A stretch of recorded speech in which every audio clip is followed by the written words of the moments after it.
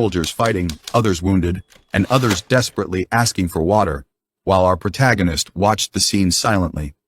Shortly after, various soldiers charged, and the massacre resumed, making our protagonist feel terrible. At that moment, our protagonist introduced herself as Tori Noel, a medic. She then said that, in her previous life, she was a male gamer living in Japan, but she was reincarnated as a girl in a different world. She then recalled that in the game world, as long as she wielded a gun, she was without peer. However, seeing so many gore scenes happening right before her eyes was simply overwhelming for her, and she had to admit that what she was living at that moment was quite different from what she was told. Right after, a young man pulled her out of her reverie by reminding her that she shouldn't space out, and that she should follow him properly. She then thought that what she was living was not a game since there were no restarts, and the sprayed blood stubbornly clung to you. And above all, lives were being lost.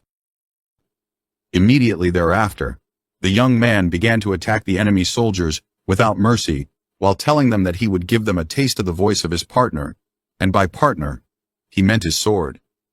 On the other hand, our protagonist, who looked like a young girl, kept running through the battlefield, while carrying a huge backpack that looked pretty heavy. Unfortunately, she tripped over a corpse and fell, hitting her face in the process. Almost immediately, an enemy soldier attacked her, but the young man from before saved her by kicking the soldier while scolding the enemy for ignoring him and focusing on the medic bait instead. Shortly after, he killed the soldier and complained because he didn't want to dirty his blade by killing trash like him, not to mention that his uniform got stained. Right after, she ordered our protagonist to stand up before calling her a waste of space and telling her that they were done for that day. The young girl quickly apologized while trying to stand up, and it was then that she really noticed the magnitude of the massacre. That day, their country's border went forward for 58 meters or 325.84 bananas, and 800 fellow soldiers had died for it. At that moment, her thoughts were interrupted again by the young man, who told her that they had achieved a big victory, and she quickly and sarcastically congratulated him. However, he didn't notice her sarcasm and said that it had been good for her that he was the commander for her first battle. Right after, he told her that he would put her life to efficient use with all his might, so she should be glad and die without regrets. Our protagonist then replied that for the country, she intended to play her role splendidly, and the young man said that if she died, he would be sure to tell her heroic tale of how she had become a 1-meter-long part of the country's border to her family. She thanked him for that, again sarcastically, while thinking that both her father and mother had died in an explosion, and that the whole thing was simply madness. That night, the army was having dinner at its camp, and our protagonist thought that the food tasted of blood. But even that thought was interrupted by the young man, who called her. By the way, thanks to that, we learned that she is a second-class medic. Now, putting that aside, is this guy droopy or what? He seems to know when Turi is thinking, and to have a fetish for interrupting her. The young man wanted to confirm if Turi could use healing magic, and the young girl replied that she could, but almost immediately changed her answer, and said that she couldn't, which pissed the other off a lot. The young man then asked her what she could do, and she thought that she was going to be killed.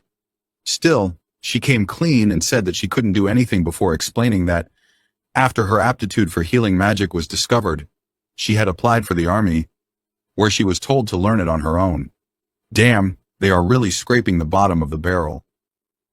The young man truly didn't know whether to laugh or cry at that point, but he managed to ask her why she was even there, and she thought that she couldn't say that she didn't have any choice, or else he would hit her. She also thought that she wanted to repay someone's kindness, and recalled that she was raised in the Knoll orphanage until she was 15, in place of both her parents, who had died in the war. So, even if she died by joining the army, she could contribute to the orphanage with money to the bereaved family for recognition of service. Also, her childhood friend, Bernie Noel, wanted to become an officer and show her his cool uniform. They had grown up together, almost like real siblings, and since in her previous life, she had a gaming talent, she was confident that she would become a brilliant soldier. Unfortunately, on his first day after the assignment, the enemy launched a surprise attack in which her childhood friend was burned to death. Back to reality, Turi replied that even if she couldn't do anything, she still wanted to serve his country. Sadly, in the end, she was still hit while the young man called her a cocky brat. Right after, he told her that her attitude was worthy of an adult though. Moreover, while she was trying to fix her bleeding nose, he added that he would introduce her to the veteran medic, so she would get her skills up to par quickly. Sometime later, they were walking while trying to avoid the corpses on the ground, and Turi thought that the world was cruel. Because with all the fantasy elements there, she had thought it would be a world where wars were fought more peacefully. However, there were no heroes or dragons, and only humans waged bloody wars between themselves. In the end, even in a fantasy world, the war was a filthy and muddy affair. Shortly after, they arrived at a yard where there were several soldiers badly wounded, some of them with limbs missing, and he told her not to stop since that was the black tag yard. In a situation where medical supplies were limited during a disaster or war, based on the severity of the wounds and urgency, the patients were prioritized and sorted. Red tag meant patients who needed immediate treatment. Yellow tag meant patients with stable vitals who could be quarantined, and green tag meant patients with light wounds. It didn't take too long for Turi to figure out what black tag meant, and she quickly felt like throwing up. The young man noticed that and teased her, saying that she had a good upbringing for someone who had been raised in an orphanage. Finally, they entered a tent and were welcomed by a female doctor whose name was Gale and who was the head medic. Right after, the young man, whose name was Garbak, apologized to Gale and told her that he had a newbie for training. Almost immediately, he kicked Turi and told her to go learn, which of course, Gale didn't like. Turi then introduced herself as a second-class medic, but before she could finish, Gale interrupted her to heal her face. Right after, the head medic introduced herself and gave our protagonist her condolences. Afterward, Gale was treating some patients, while explaining to Turi that Garbak was brilliant during assaults. In fact, he was that spirited when killing enemies that he was not even afraid of his death. Moreover, he was even willing to use his subordinates as a shield, without remorse. She told that last part, showing an angry expression, right after a patient thanked her for treating him.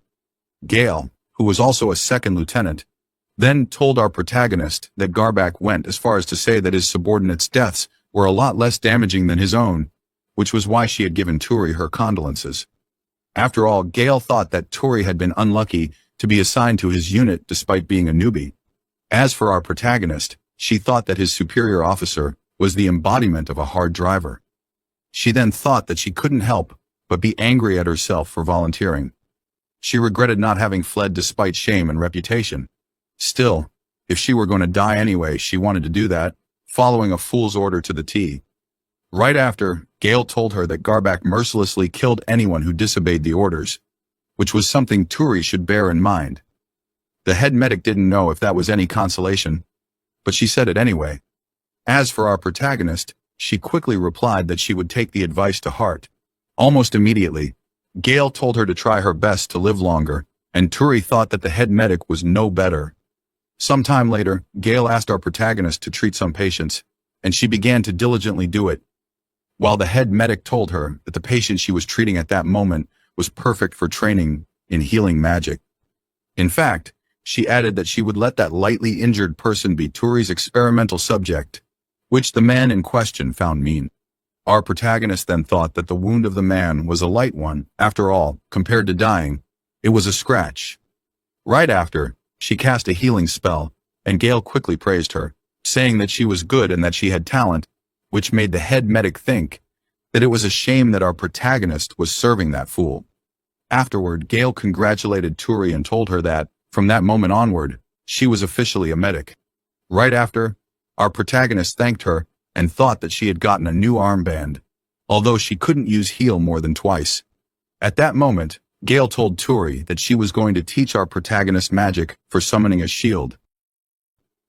That caught our protagonist's attention, and the head medic explained that it deployed a wall made of mana before casting the shield in front of her. Turi began to touch it, and said that it was somewhat hard like glass, and the head medic told her that it could help her in a dire situation. Not only her, but her comrades too. After hearing that, Turi began to think that her survival rate had increased. But Gale burst her bubble by saying that the shield couldn't defend her against a gun or middle-tier magic.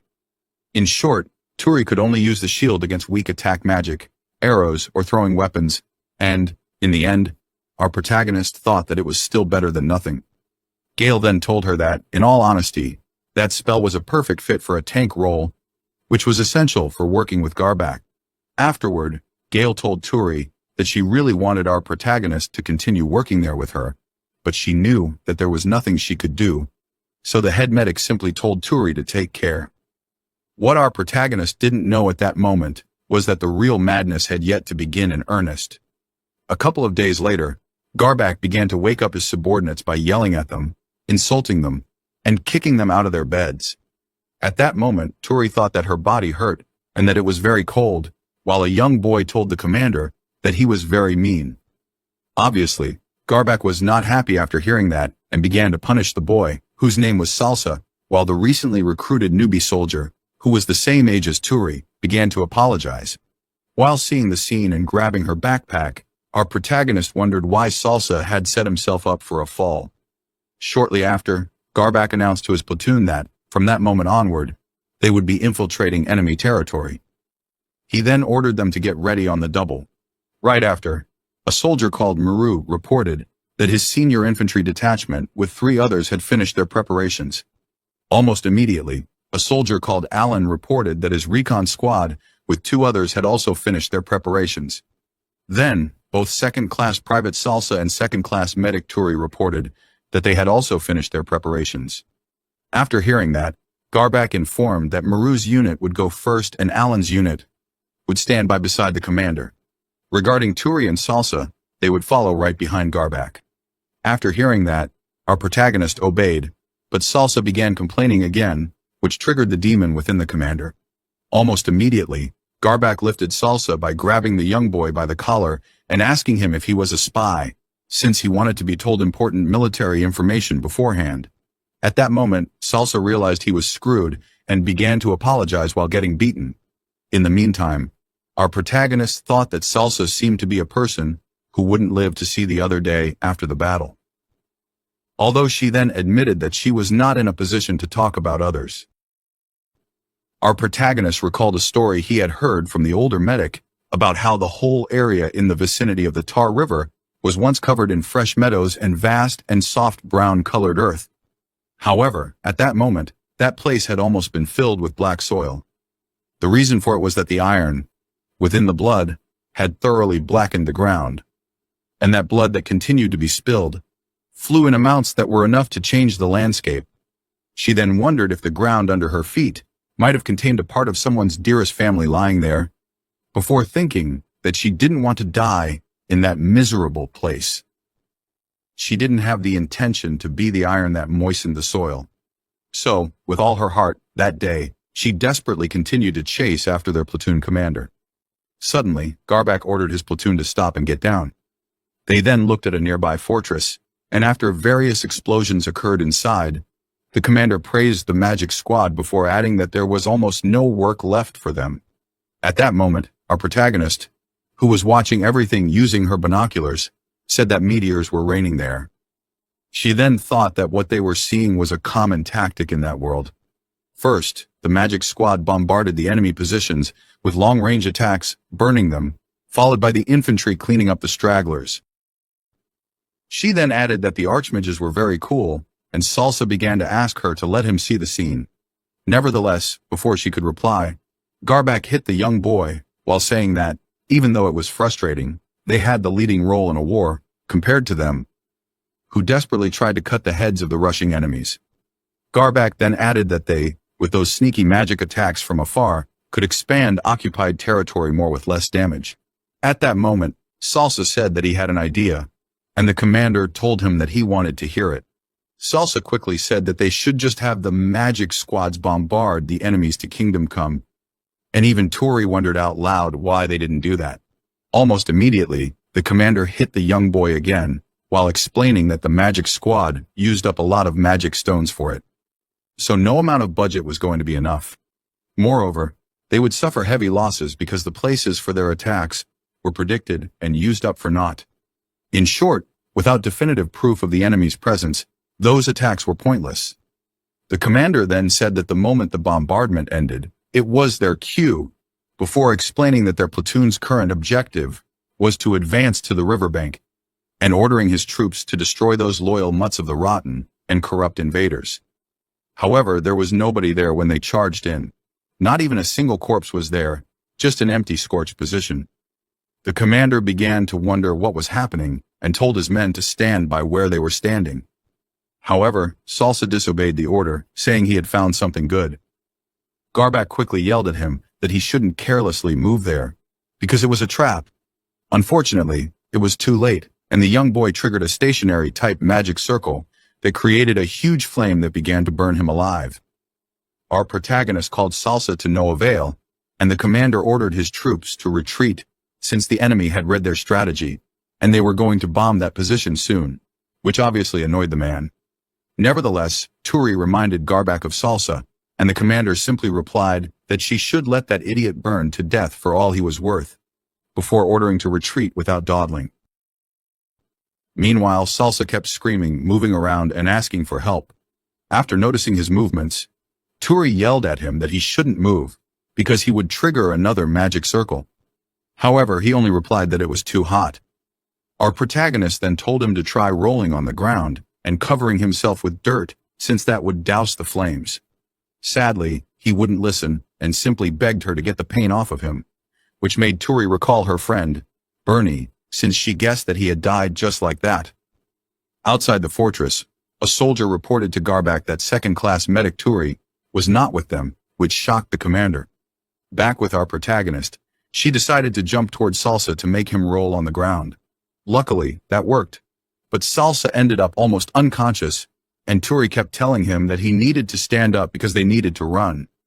He then told her that he couldn't move one of his legs, and she replied that she would check the wound before asking him to stay still.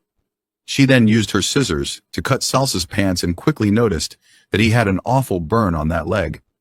The young boy kept telling her that it hurt very much, and our protagonist replied that she was going to help him, so he should give her a second. In the meantime, Turi thought that she would be using healing magic for the first time in a real-life situation, which was scary. Still, she focused and used the spell twice while begging that it worked. Fortunately, the spell worked, and Salsa quickly told her that she was great and that what she had done was just cool.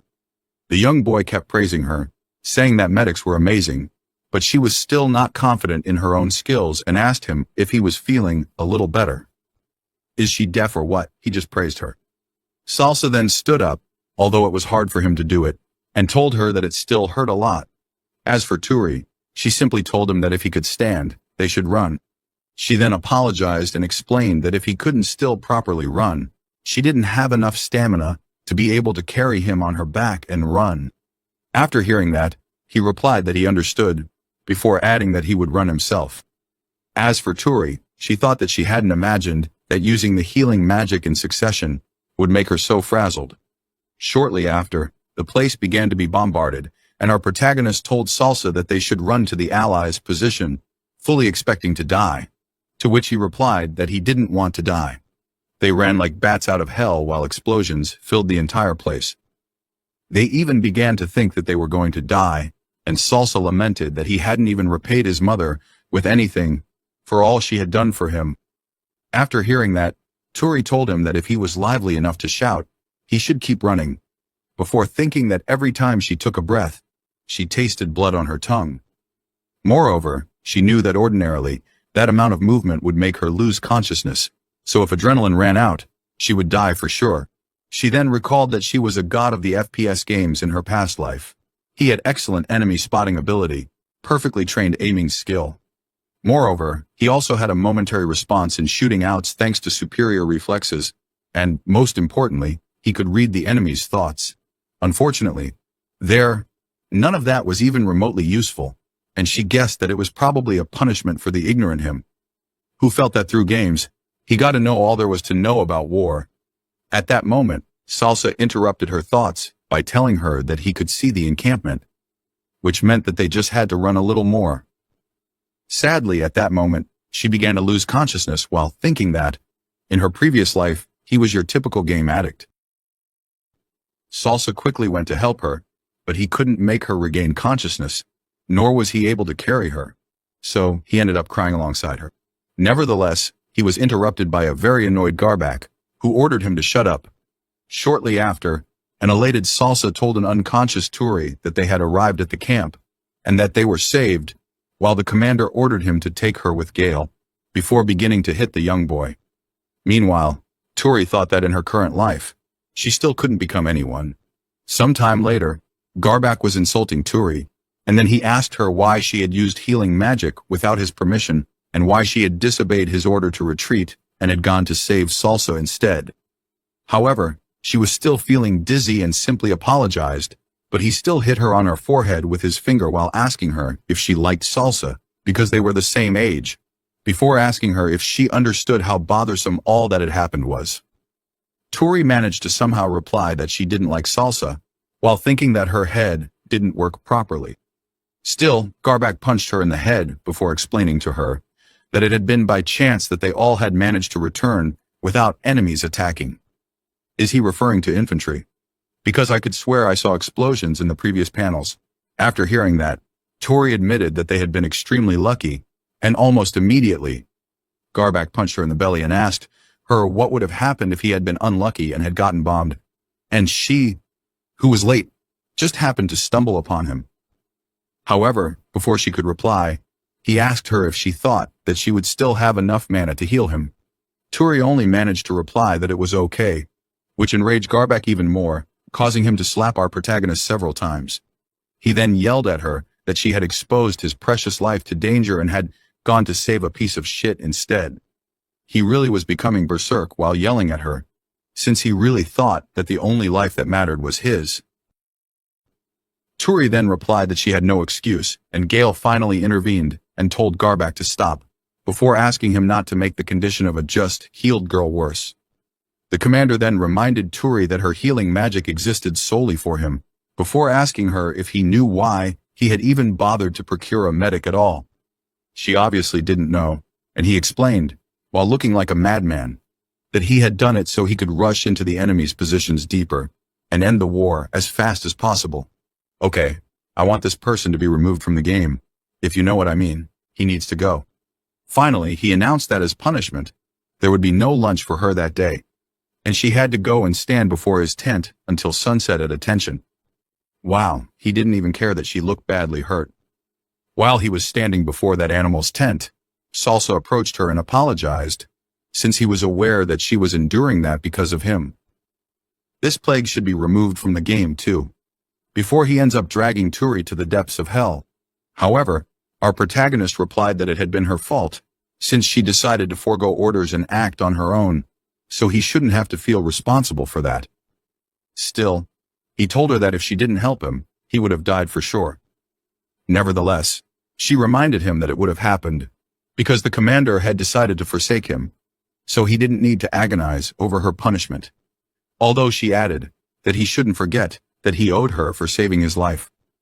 Salsa immediately said that he wouldn't, before adding that she was his goddess. After hearing that, Turi told him that if he gave her some of his dinner, she would consider them even, which made him think that the life debt was very cheap. Still, he understood that without lunch, she should be feeling very hungry, so he would share his dinner with her. Right after, they bid each other goodbye, since she still had to remain standing there until sunset, while he had been called by the commander. After he left, she thought that she shouldn't get too attached to anybody, since they would end up dying soon anyway. However, her thoughts were interrupted when she heard Garbak beating the crap out of Salsa. Okay, I have to agree with Garbak this time. That kid deserved a good beating. Shortly after, Salsa returned, and his face looked like a mess. Turi then asked what he had done, and the other replied that he had forgotten about the midday briefing, which made her think that Salsa was quite a scatterbrain. The young boy then asked her to use healing magic on him, which angered Turi since she was in that state for having done that. Not to mention that she was seriously injured too, and she was forbidden to use her healing magic even on herself. He then dropped the huge bomb. The commander had told him that there would be no dinner for him that day, and she simply wondered out loud in what hell she had been reborn into. Right after, she told him that they should fight to survive there as much as they could, and he replied that he liked the spirited Turi, before agreeing with her. And so, the curtain on the war of another world rose before our protagonist, who didn't have any special powers or cheats. Well, I would say that being able to use healing magic is at least a special power. Some time passed, and our protagonist was somehow still alive, which was truly a feat considering that she had unreliable friends and violence-prone superiors. At that point, someone farting was the least of her problems, and she was facing a lot of troubles, but she still wanted to work hard for the sake of the orphanage she was raised in. She then began to explain the situation on the front at that point. Both their country, the Austin Empire, and the enemy country, the Sabbath Federation, for 10 years straight, had continued to seesaw between offense and defense at the Tar River, which served as the border between those nations. Moreover, at that moment, she was in the most violent front line, nicknamed Western Front, and they had been thrown out of the riverbank, which was now under complete control of the enemy. The place they were at before, which almost killed Salsa, who had fallen victim to a trap, was now being quickly turned into a new enemy's encampment. Finally, the mission at that time was to conduct a surprise attack on the positions at the river and destroy the enemy's position before the encampment was completed. Nevertheless, our protagonist was worried because they had failed once already, and they still wanted them to repeat the same strategy. Still, she didn't have any choice other than to obey. In fact, she was convinced that she was going to die that day. At that moment, her thoughts were interrupted by Garbak, who was yelling at Salsa, who was asleep. Of course, that ended with the commander punching the young boy in his face, while asking him where Salsa's mind was wandering when the commander was doing the briefing. Shortly after, he informed both Salsa and Turi that they would be following Garbak again, before letting Salsa know that he was going to be a meat shield and that he should protect Turi, even if that killed him. However, that order motivated Salsa a lot. He even wanted the commander to confirm it, so he was sure that his duty was to give his all in order to protect our protagonist. As for Turi, she wondered why the young boy was so motivated and why he was so full of spirit and grateful for being treated like a sacrificial pawn, another Japanese dense protagonist. It's just, why do I even bother at this point? Right after, Salsa told her that he had her back and that she only had to worry about running after the commander with all her might, to which Turi replied by agreeing while thinking that if her bodyguard was so energetic, that was all the better for her. Shortly after, they arrived near the place they had to attack and stopped. Garbak then told them that, first, the magic squad would bomb the position all at once. After that, the infantry would charge. He then added that he would teach his studious pupil, meaning Turi, what the goal of their fight there was, which caught our protagonist's attention, since she didn't think there was a goal in the first place. The commander then explained that, even though the magician squad had done their work, they couldn't slaughter every enemy soldier hiding in trenches with their bombardment. After all, they had defense spells and anti-bombing equipment, which they had desperately used to survive. Furthermore, since the enemy knew that after the bombardment, Garbak's troops would be attacking next, they were just waiting to kill our protagonist and all her comrades. In short, the defending side had an absolute advantage. Garbak kept explaining that the ones under siege would always beat the ones attacking. Moreover, even if they were defeated and retreating, they would just find a new hole to hide in and take an even more solid position, which was what made trench warfare perpetual. Sadly, at that moment, that type of fighting was the mainstream one, and the commander asked Turi why she thought that was the case. To which she replied that it was because of gunpowder's existence, which the man confirmed. With the advent of guns and other weapons using it, they had dirt-smeared killing of each other conducted, not only between soldiers but even between civilians. After all, anyone could pull a gun's trigger. Even toddlers would be able to kill enemies if you just gave them one. Our protagonist then asked what the goal of that war was, and the man replied that before everyone died, he would open a path through the front line, which was why the next time she disobeyed his order, he would shoot her then and there. He then ordered her to prepare herself to fulfill her mission, and she obeyed. At that moment, the bombardment began, and Garbak said that the smell of burned flesh reached even the place where they were positioned, before adding that things had gone well that time.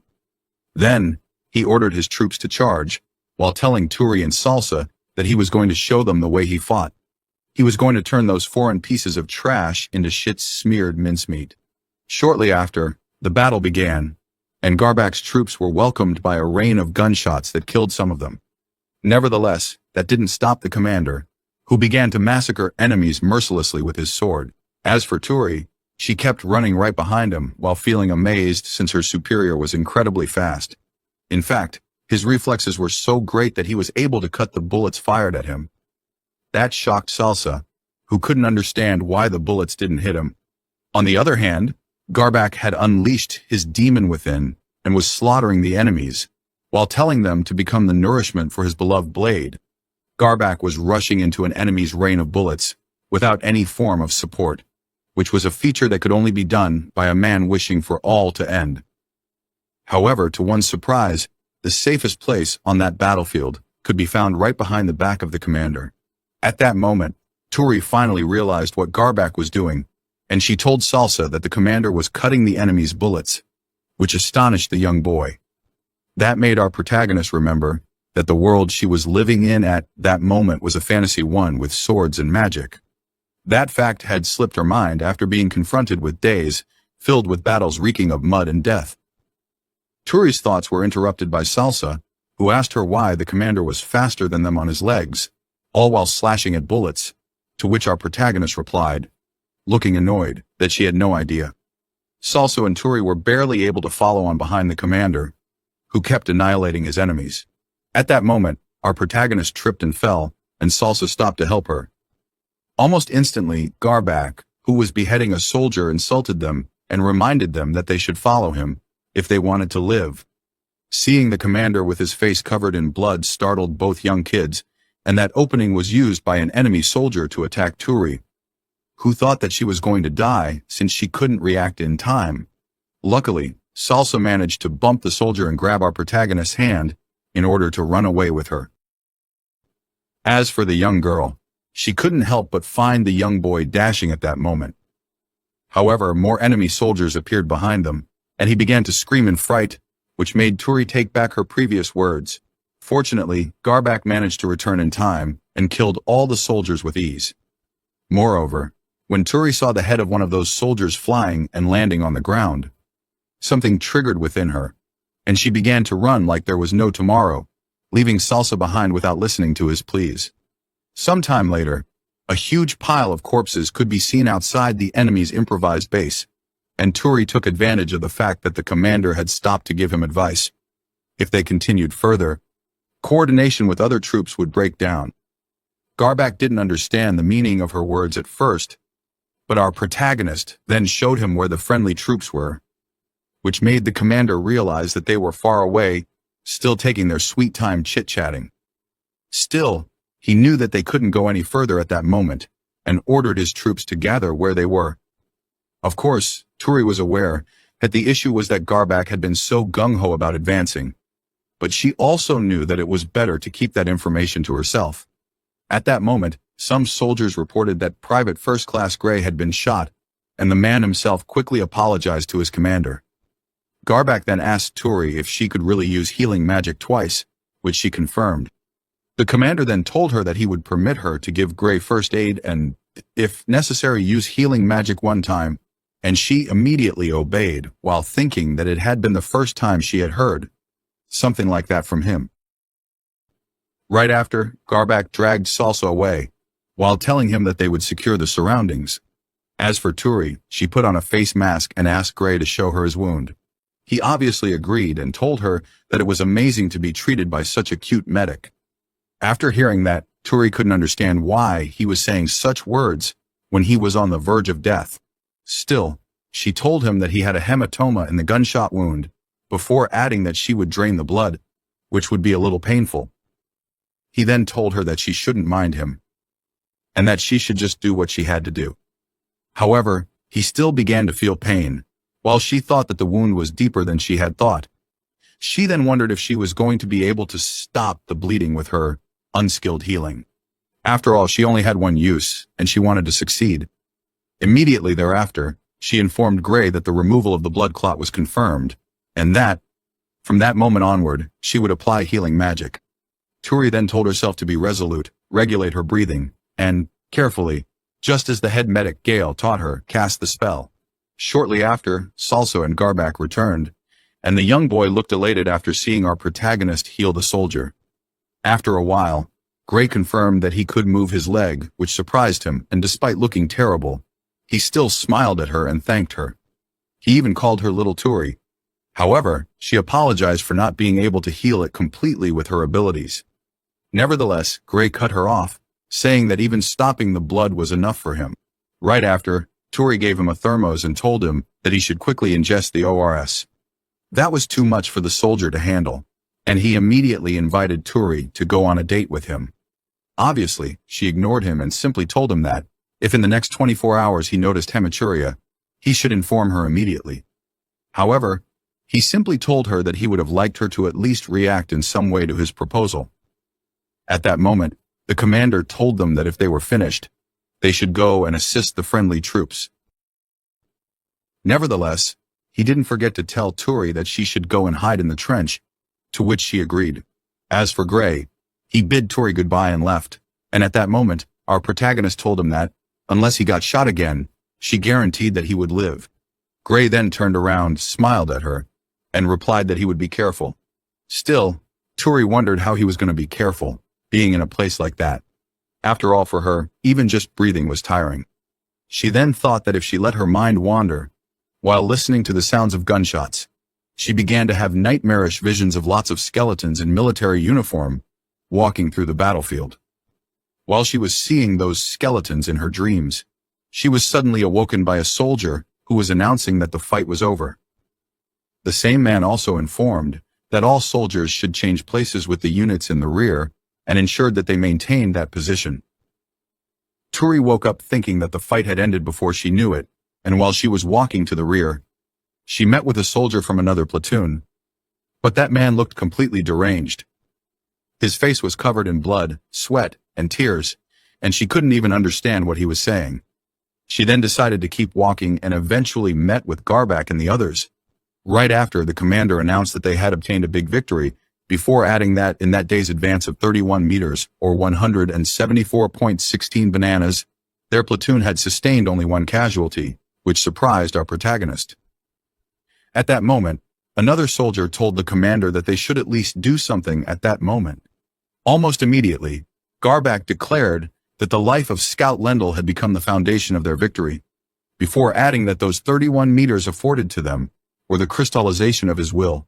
Finally, he ordered all his troops to salute in memory of valorous Lendl. After hearing that, our protagonist thought that it was the first time hearing that name. She didn't know what he looked like, what his character was, or where he had lost his life. She didn't know any of that.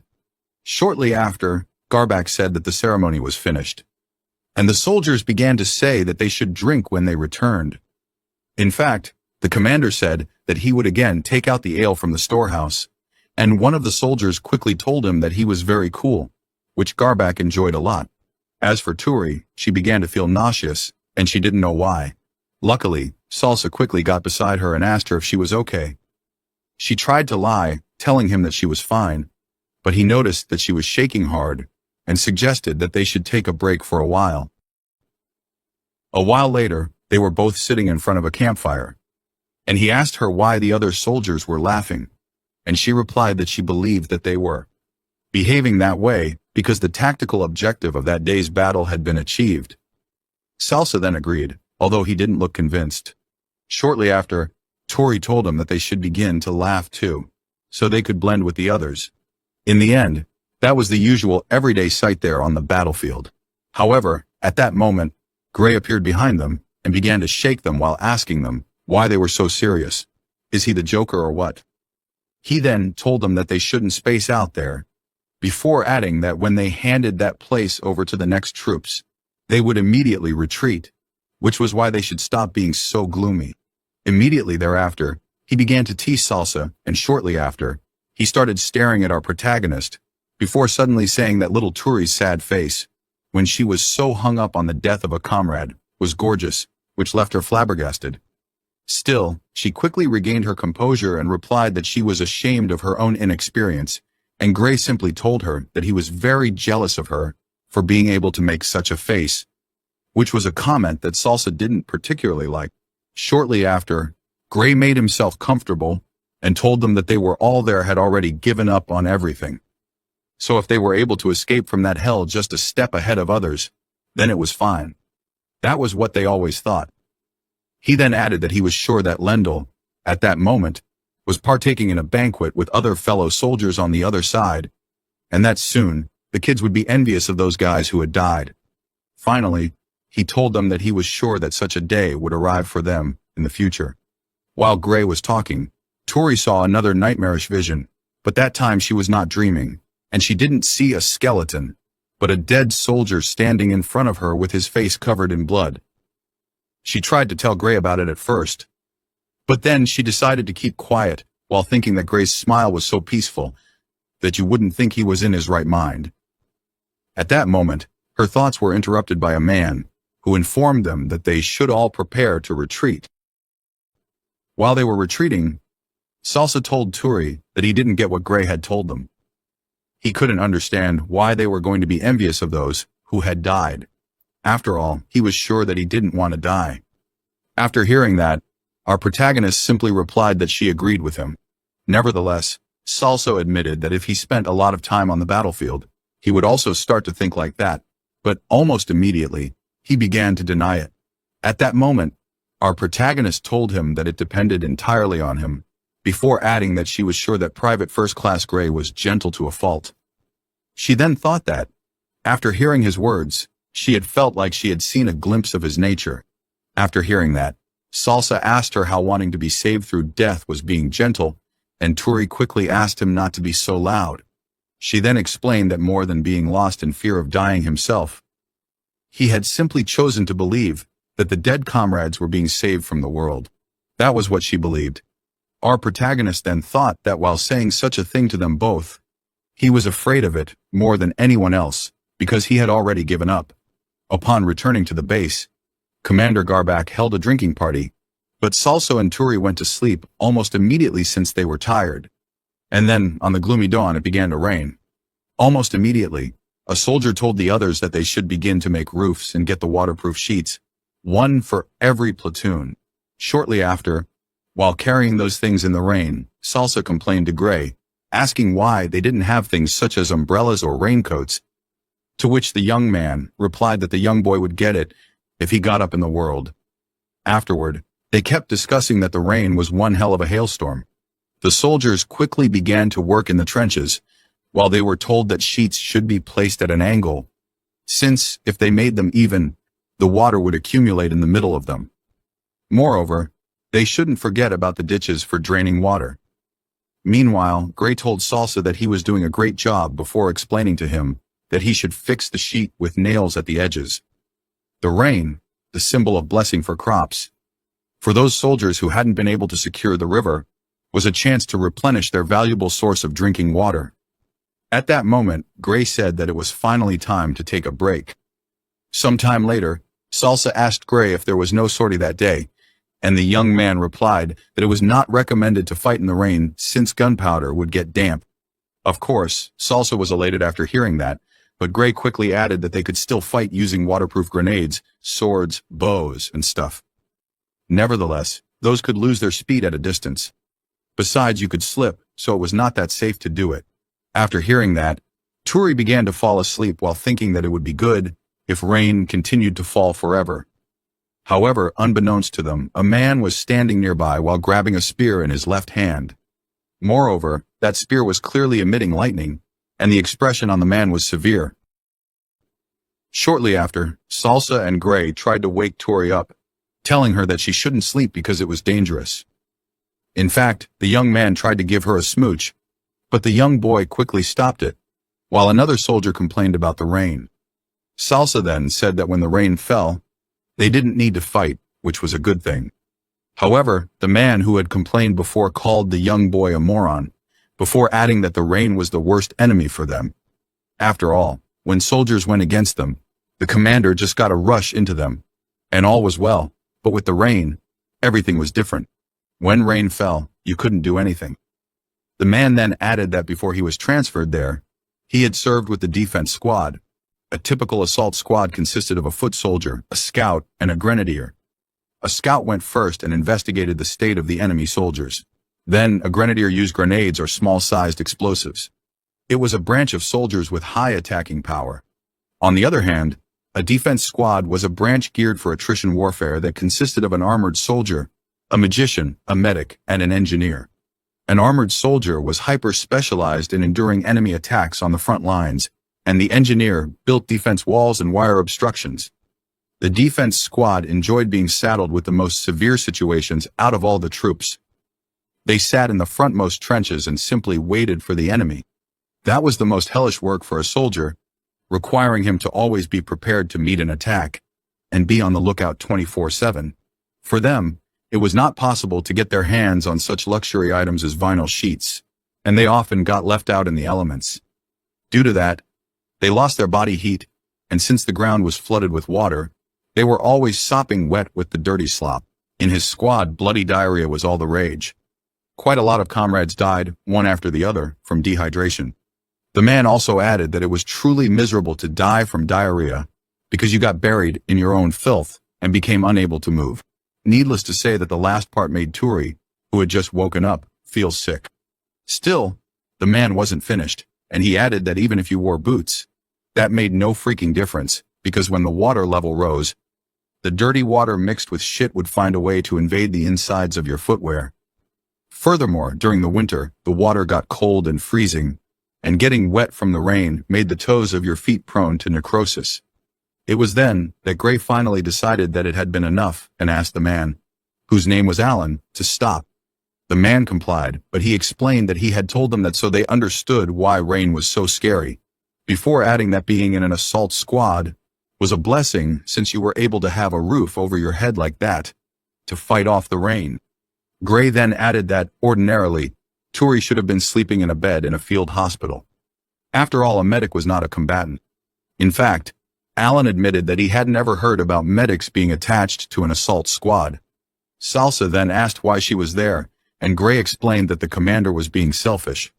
That time when he ate a bomb and was forced to retreat due to sustaining an injury, he shouted that if he had had a medic for himself, he would have advanced more.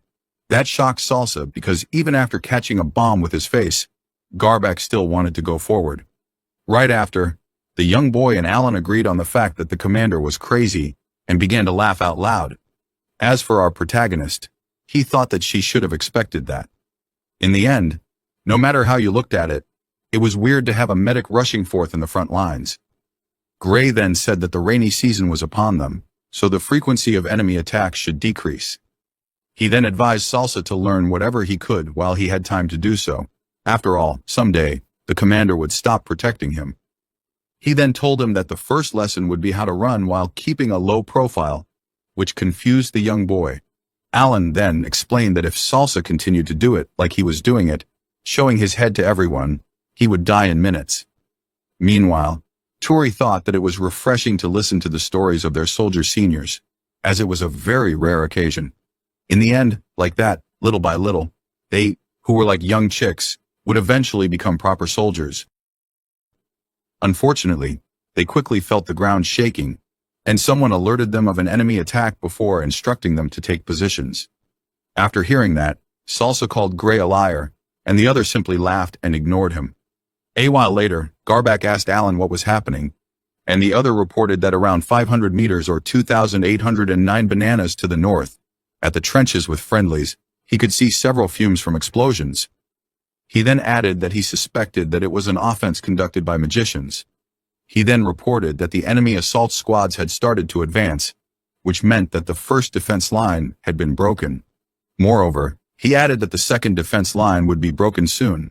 Obviously, that pissed Garbak, who said that they should persevere more and even suggested that their army had only weak-willed cowards left. Nevertheless, Alan said that the squad rushing at their front troops had superb skills, since they went forward at great speed before the other enemies. Garbak then asked what their commander looked like, and Alan replied that it was a spear wielder with long blonde hair, wreathed in lightning. After hearing that, Garbak smiled since he had recognized who the other person was. He was Sabas Ace, Kamakiri the lightning spear demon. Furthermore, he realized that during that rain, the lightning magic was going to make them its playthings, so they needed to aim at his feet to cut down his mobility. He gave that order to his troops, and added that they needed to draw him near as much as possible, and he would jump in and take his head. Garbak then yelled that it was his lucky day, and our protagonist thought that he was a lunatic. He then reminded Turi to use her healing magic on him in case anything happened to him. Right after, he ordered Maru to get before Kamakiri and buy him time, before adding that Alan had to take him to the trench and keep him safe. Finally, the others should fight the other enemies from the trenches. Regarding Salsa, his mission was the same as before, being Turi's meat shield, which again made the boy feel elated. He then told Turi that he would properly protect her, and Gray began to tease him since he noticed the boy's feelings. However, Salsa quickly explained that he had a debt to repay her for saving his life. Oh, so he doesn't like her. That's interesting. Shortly after, Kamakiri and his troops arrived and the battle began. Of course, Garbak quickly blocked Sabasace, while thanking him for taking the trouble of going there to die in that rain. An insanely fierce battle started between the two, where both men managed to parry each other's attacks. Nevertheless, Garbak soon found an opening and used his forehead to hit Kamakiri in his forehead, pushing Sabasace back. In the meantime, Salsa said that the lightning was a huge problem since the ground conducted it easily. Right after, Gray replied that he should chin up because if the commander died, they would be next. As for Turi, she was focused on the commander, while thinking that if anything happened to him, she would use the healing magic without hesitation. Sadly, at that moment a lightning fell very close and caused some damage to her. So, Gray and Salsa told her to get behind them since it was dangerous otherwise. She then apologized for being careless, and Gray replied that she shouldn't do it. Right after, Salsa added that she had to protect the commander while he would protect her. Back to the battle of commanders, both kept attacking each other, while parrying the attacks aimed at them. However, while Garbak seemed to enjoy the fight, Kamakiri looked very annoyed. Almost immediately, Garbak managed to find another opening and was able to hit Kamakiri hard, to the point of throwing him away. Almost immediately, Gray ordered all the soldiers to shoot Sabasace down, and, very quickly, they managed to injure him in his left ankle. Immediately thereafter, Garbak jumped at the other to land the finishing blow, but Turi noticed that an enemy soldier had fired something at her position. Almost immediately, she recognized that soldier as a grenadier. At that moment, she thought that for the first time, the skills she had learned as a gamer in her previous life had become useful, because while everyone was focused on the commander and Kamakiri, nobody had noticed the grenadier. Sadly, she knew that she wouldn't make it in time. She then recalled what Garbak had told her about using magic without permission, but she dismissed that warning because there was no time to ask for his permission. Right after, she stepped forward, pulled both Gray and Salsa back, and cast a shield in front of them. Almost immediately, the grenade hit the shield and was deflected, but it landed inside the trench. At that moment, they all realized that a hand grenade had been fired at them, and Alan told all the soldiers to get down. However, our protagonist knew that everyone would die at that point, so she shot toward the grenade, praying to be on time. Shortly after, she got close enough and cast another shield to contain the explosion, and almost at the same time, the grenade exploded. Turi groaned in pain, lying in the pile of rubble after the explosion. She started wheezing and coughed up blood as her senses quickly came back to her, and she wondered what had happened. Her mind flashed back, seeing Salsa diving on her and shielding her with his body. While Turi got knocked out, the explosion blew Salsa away. Immediately afterward, she faintly called to him and saw one of her seniors beside his body. She was relieved to see him, and just then, Gray came up behind her, glad to see that she was alive as well. Turi assured him that she was okay since Salsa had shielded her from the blast. She insisted she was all right, but then realized she couldn't stand. Looking at her legs, she was shocked to see the terrible burn wounds. As Gray carried her, she told him to wait, remarking that Salsa's back was still badly burned, and she needed to heal him immediately. With a sad look on his face, Gray told her that it was too late. She wondered what he was talking about. Then, he called to Alan, who was holding Salsa's body. Alan revealed that Salsa's eye was gone, and he was dead. Tori's eyes couldn't believe what she was seeing. She tried calling out, but Salsa just continued bleeding without a single movement from him. And so, Alan decided to put the boy to rest. Turi simply stared, unable to speak as she was carried away by Gray. Her friend was gone. Later on, at the medical facility, a lot of injured bodies lay around, and there were a lot more patients packed inside. The medics struggled to hold down one of the patients, who refused to let his leg be cut off. But there was no other way to save him. Turi was in the room right beside him, hearing as he screamed for the medics to stop. Immediately afterward, Gail came into the room and said she'd heal Turi right away. With the little strength she had, Turi turned to her. Gail then remarked that a burn of this degree was nothing. However, as she used heal again and again, there were no effects. She felt it was because she was just a little winded and needed just one shot of her potion to get back at it. Without finding any in her bag, Gail asked her assistant to pass her one, but he warned that she had already overdosed on it. Regardless, Gail told him to hurry up. Immediately after, she popped open the potapon and gulped down swiftly. She felt like throwing up right after, but after recovering, she was ready to continue the healing process. Immediately afterward, a bright light shone as she cast the healing spell on Turi's legs. Her assistant was amazed by her skills. Then, Gail told him to stop admiring and get to bandaging Turi. She also told our protagonist that she would come check on her later. As Turi thanked her in a faint voice, Gail was called to attend to someone else, and even yelled as they hurried her. The assistant then apologized to Turi, explaining that the whole hospital inside and outside was filled with wounded, teetering on the brink of death. They were out of all types of painkillers across the tents as well. This way, it would be hard for Turi to even get to the toilet like this. As the man wiped her face, he heard someone coming through and wondered if it was the chief, and if she had forgotten something. But it turned out to be Garbak.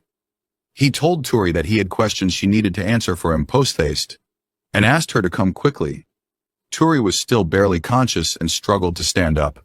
The medic assistant protested, explaining that she still urgently needed to rest.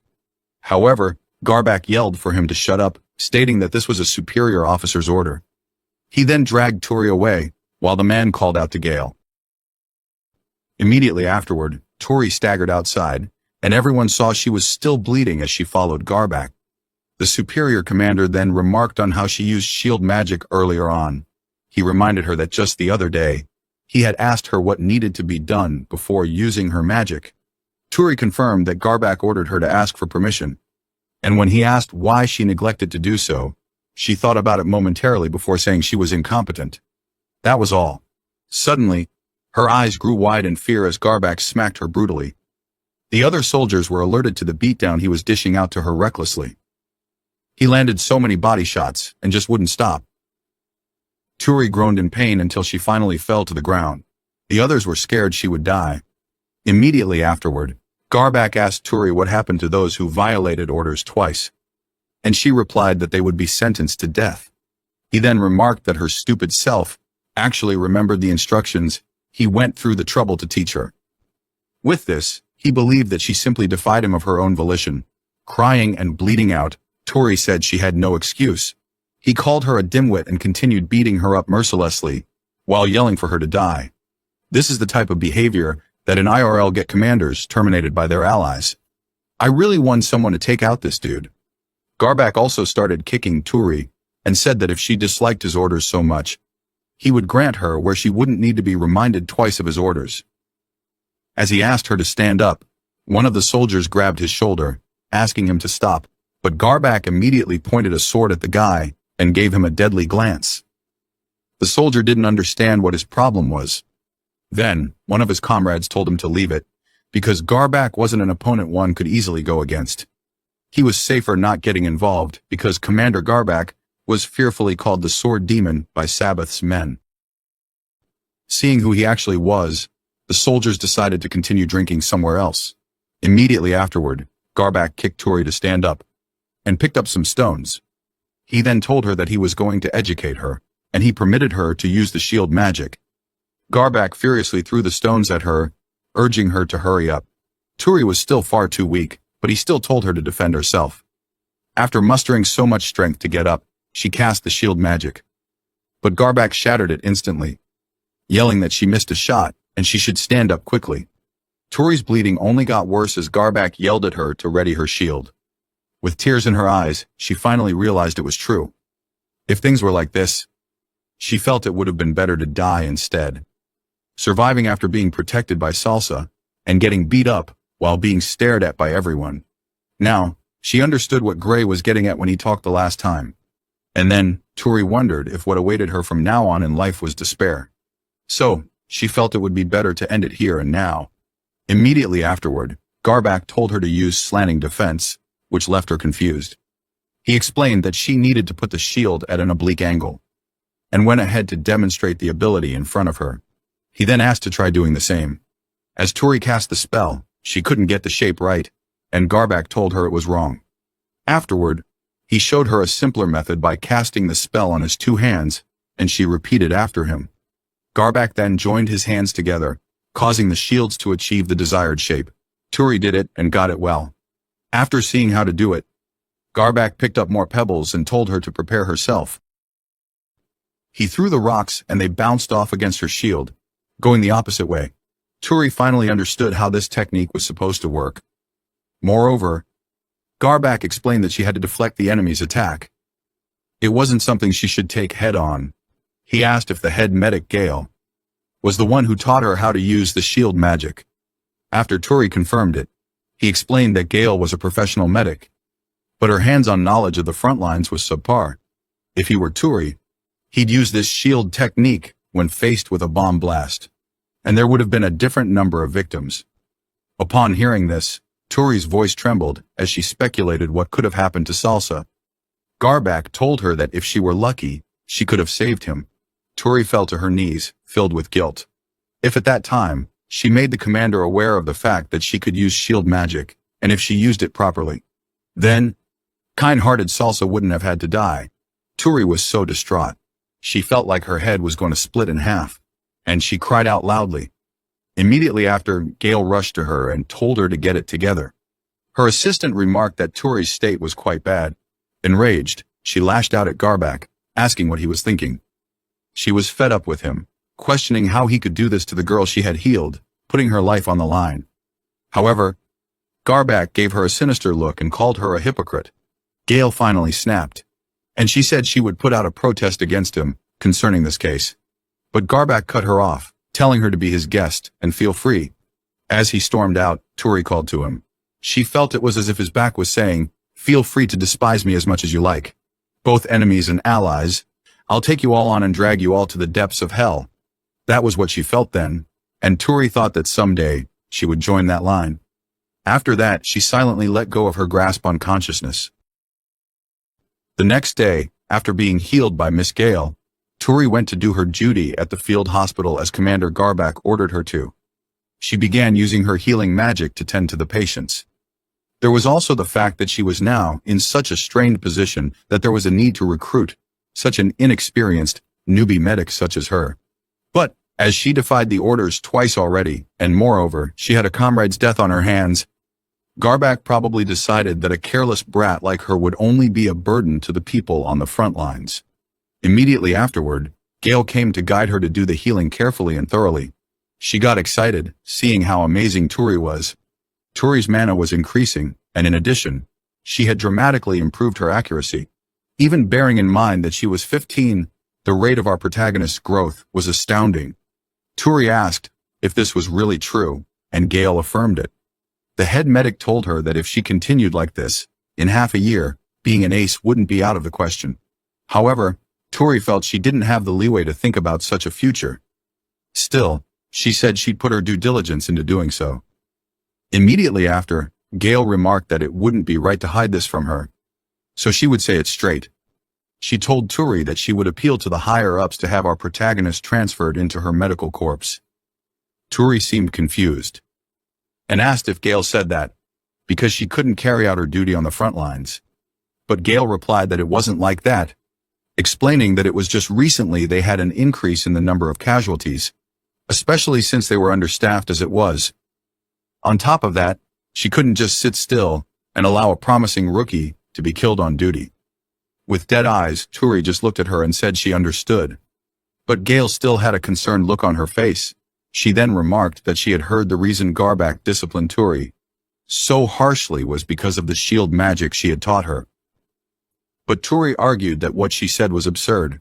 She believed it was entirely her fault for not properly reporting, and claimed the commander's instruction was extremely valid. Still, Gale said it was all her fault because it was she who pushed for our protagonist to be sent to Garbak's unit. Turi was stunned by this. Gale had judged by her looks that Turi was small, weak, and that if she was about to die, it wouldn't bring any trouble because she was an orphan. This was why she chose her. She had also assumed that the moment our protagonist went out to the front lines, it would spell death for her, who wouldn't be able to do anything. With a sinister look, Gale revealed how she hoped Garbak would have died, spewing blood while being covered in dirt and mud, all the while feeling excruciating pain and agony. After all, that was how her younger brother was killed while serving under the commander. Okay, everyone has a few missing screws on their heads. She clenched her fist furiously, saying Garbak had to get what was coming to him. Even now, she could remember it. That time when she was given her brother's dog tag, with the announcement of his death, she couldn't believe what Garbak had just said. He told Gale that her brother's life had allowed them to advance 15 meters farther, assuming she'd be glad to hear it. But tears rolled down her face in disbelief. He said those exact words to her while smiling. Hearing this, Turi couldn't find the right words to say. Going by what Marie had heard later, due to Garbak's abnormal advance speed, the friendly troops weren't able to catch up to him, and only his unit was able to push forward. But when he was surrounded by enemies on all sides, not being able to do much, he used Gale's brother as bait and escaped that unfavorable situation. Gale then remarked how it made her laugh when thinking of an ace who used the lives of his subordinates to wipe his ass. Immediately after, Turi asked whether the commander didn't stir up a storm about needing to have his own medic. She had heard this from her assault soldier seniors, who were quite astounded then. Gale coldly replied that he was just making a fool out of all of them. She mocked the idea of Garbak killing people when he adamantly asked to be healed the moment he sustained injuries, and questioned who he thought healers were. Still, Gale couldn't go against the orders. With that, Turi figured that was the only way for her to show the most defiance she could muster then. But she insisted that she came here out of her own volition, and wherever she ended up, she would carry out her duty as best as she could. So, she begged Gale, who was in tears, not to blame herself anymore. Turi believed the one who stood before her eyes right now was always the gentle and beautiful Miss Gale. That was what mattered for her. Afterward, Gale remarked that our protagonist's words helped her even if for a moment. Then, she asked Turi to go back to the platoon. She complained that Garbak just couldn't shut up about having Turi back immediately. As our protagonist saluted her and walked off, Gale prayed for her not to die. You know, if we put Turi in Warhammer 40K, she would feel right at home. When Turi went to the back of the field hospital, she saw groups of soldiers with shovels digging up big holes in the ground. It was a usual sight on the front lines. And while she walked by, she was stunned to see a carriage carrying dozens of bodies. Her medic seniors would say that all of them were lucky, since a lot of soldier corpses were left to the elements, where they would slowly decompose into sludge, all the while becoming hotbeds for germ infestation. Being thrown in a hole to be burned to ash was a much better fate. Just then, Turi caught sight of Alan and called him. He took a deep breath, cracking his back before slowly walking over to her. Alan remarked that she looked livelier than he'd have thought. He then asked if she was okay with coming to this place, but she told him that she was returning to the platoon at the very moment. Afterward, she asked what had happened to him. Alan then explained that he was beaten up by the commander, and also prohibited from getting healed. When Turi asked why, he put his shovel down, and she decided to help light his cigarette. After taking a puff, Alan explained that it was because he messed up and let a newbie die. After all, the one who should have noticed that grenade was him. The duty of being alert to the surroundings after the commander deployed was placed on him as a scout. After noticing a grenadier, he had to intercept the enemy with wind magic and prioritize the evacuation of the platoon. It was supposed to be an easy job, and yet, until the moment Turi had recited the defense magic incantation, Alan hadn't noticed a single thing. He felt completely pathetic. Turi comforted him, remarking that it was shot from a considerable distance. What's more, it was positioned in a blind spot for him. Alan chuckled, calling our protagonist a good girl, but she quickly refuted, saying it wasn't true. Yet, Alan told her to be proud. If she hadn't changed the grenade's trajectory in a flash, they all could have perished then and there. He remarked that it was a hell of a strike. And also, Salsa did his thing well too. He then pointed over to the bodies, and Turi saw Salsa's dead body lying in the pile. The cremation was starting, and all she could do was watch silently. Shortly after, Alan plucked a weed from the ground and told Turi to get some too. It was their tribute to the fallen. One of the soldiers there remarked that God once said death was not the end, it was just the beginning. Those souls wouldn't ever want for food or suffer from thirst, and an eternal rest awaited them. While Turi stared at her flower, Alan reminded her of the time she was once saved Salsa, even though that was against the commander's orders. And then, she got beaten up and left without food as punishment. Turi remembered, remarking that it was tough. Alan then commented that she sometimes acted quite foolhardy, like a boy, and he found it shocking. Turi apologized, but he told her that Salsa was saved by her kindness. And he wasn't talking in a literal sense. With a smile, he quoted what Salsa would have told her, saying, "I've repaid my debt to you."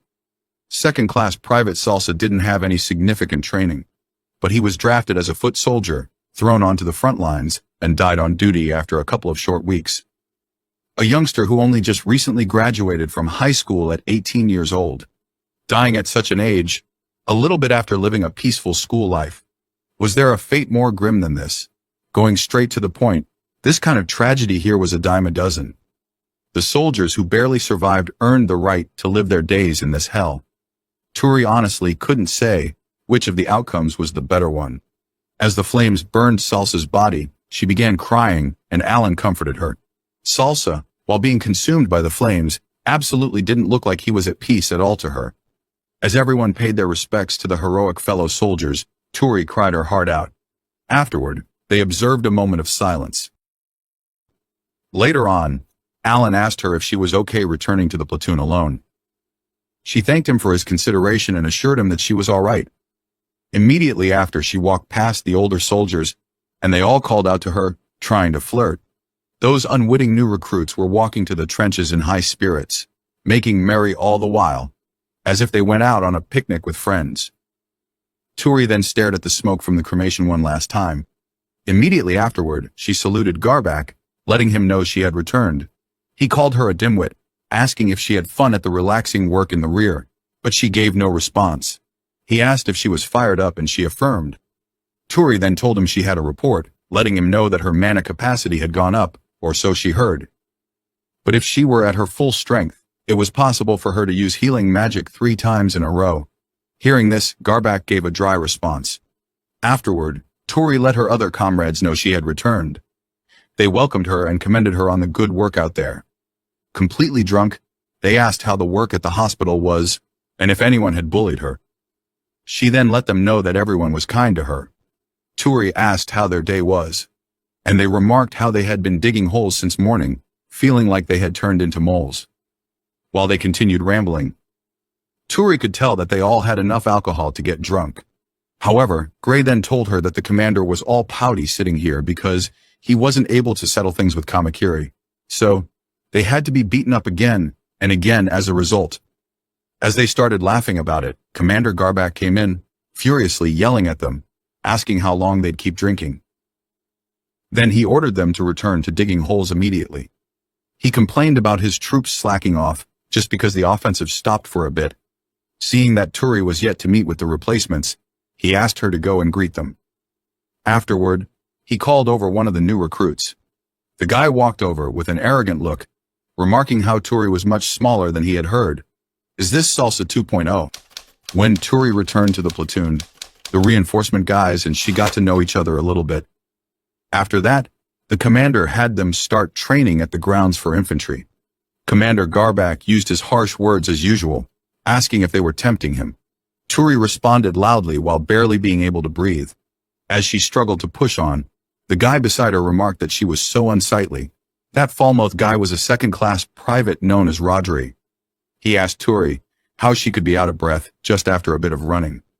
The second guy was a military academy graduate known as Corporal Veldi, and he was also a scout. He urged Turi to keep going just a little more. His corporal rank meant that in the platoon, he was the most senior soldier after Sergeant Garback. And the silent one, whom you couldn't grasp as to what he was thinking about, was a second-class private known as Neradome. Those three were the new members they had gotten this time.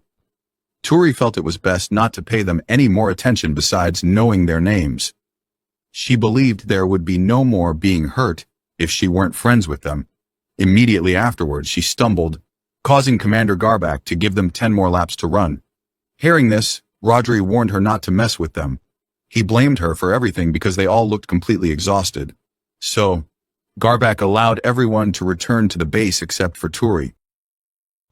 As they went on their way, Turi remarked that she should be the one apologizing for getting in everyone's way.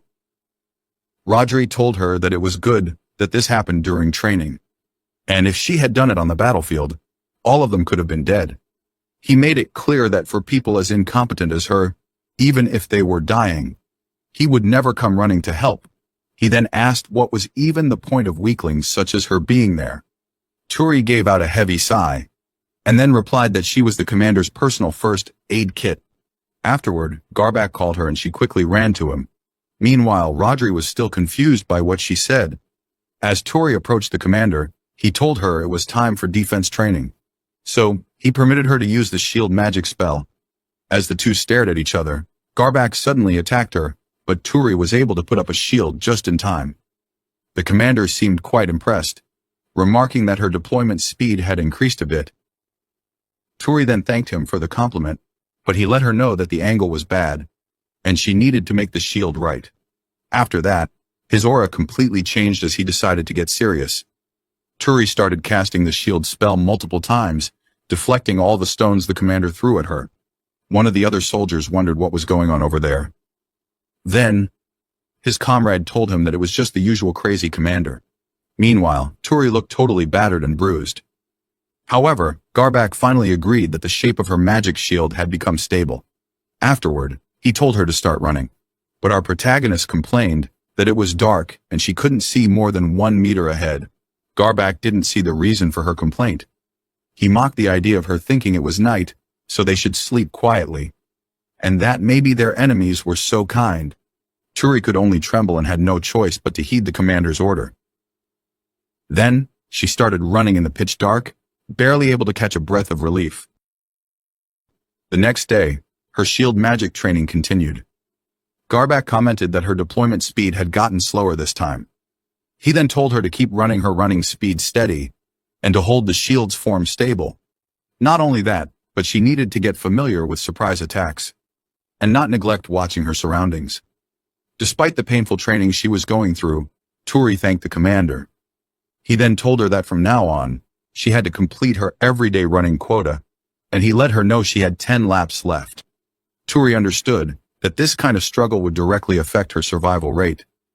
But it was obvious her body could barely keep up. Eventually, she fell and couldn't go on any longer. So, Garback told her to go work at Gale's the next day. Turi thought about what would happen if she were to do this kind of training before being sent on the battlefield. She tried not to lose her consciousness there.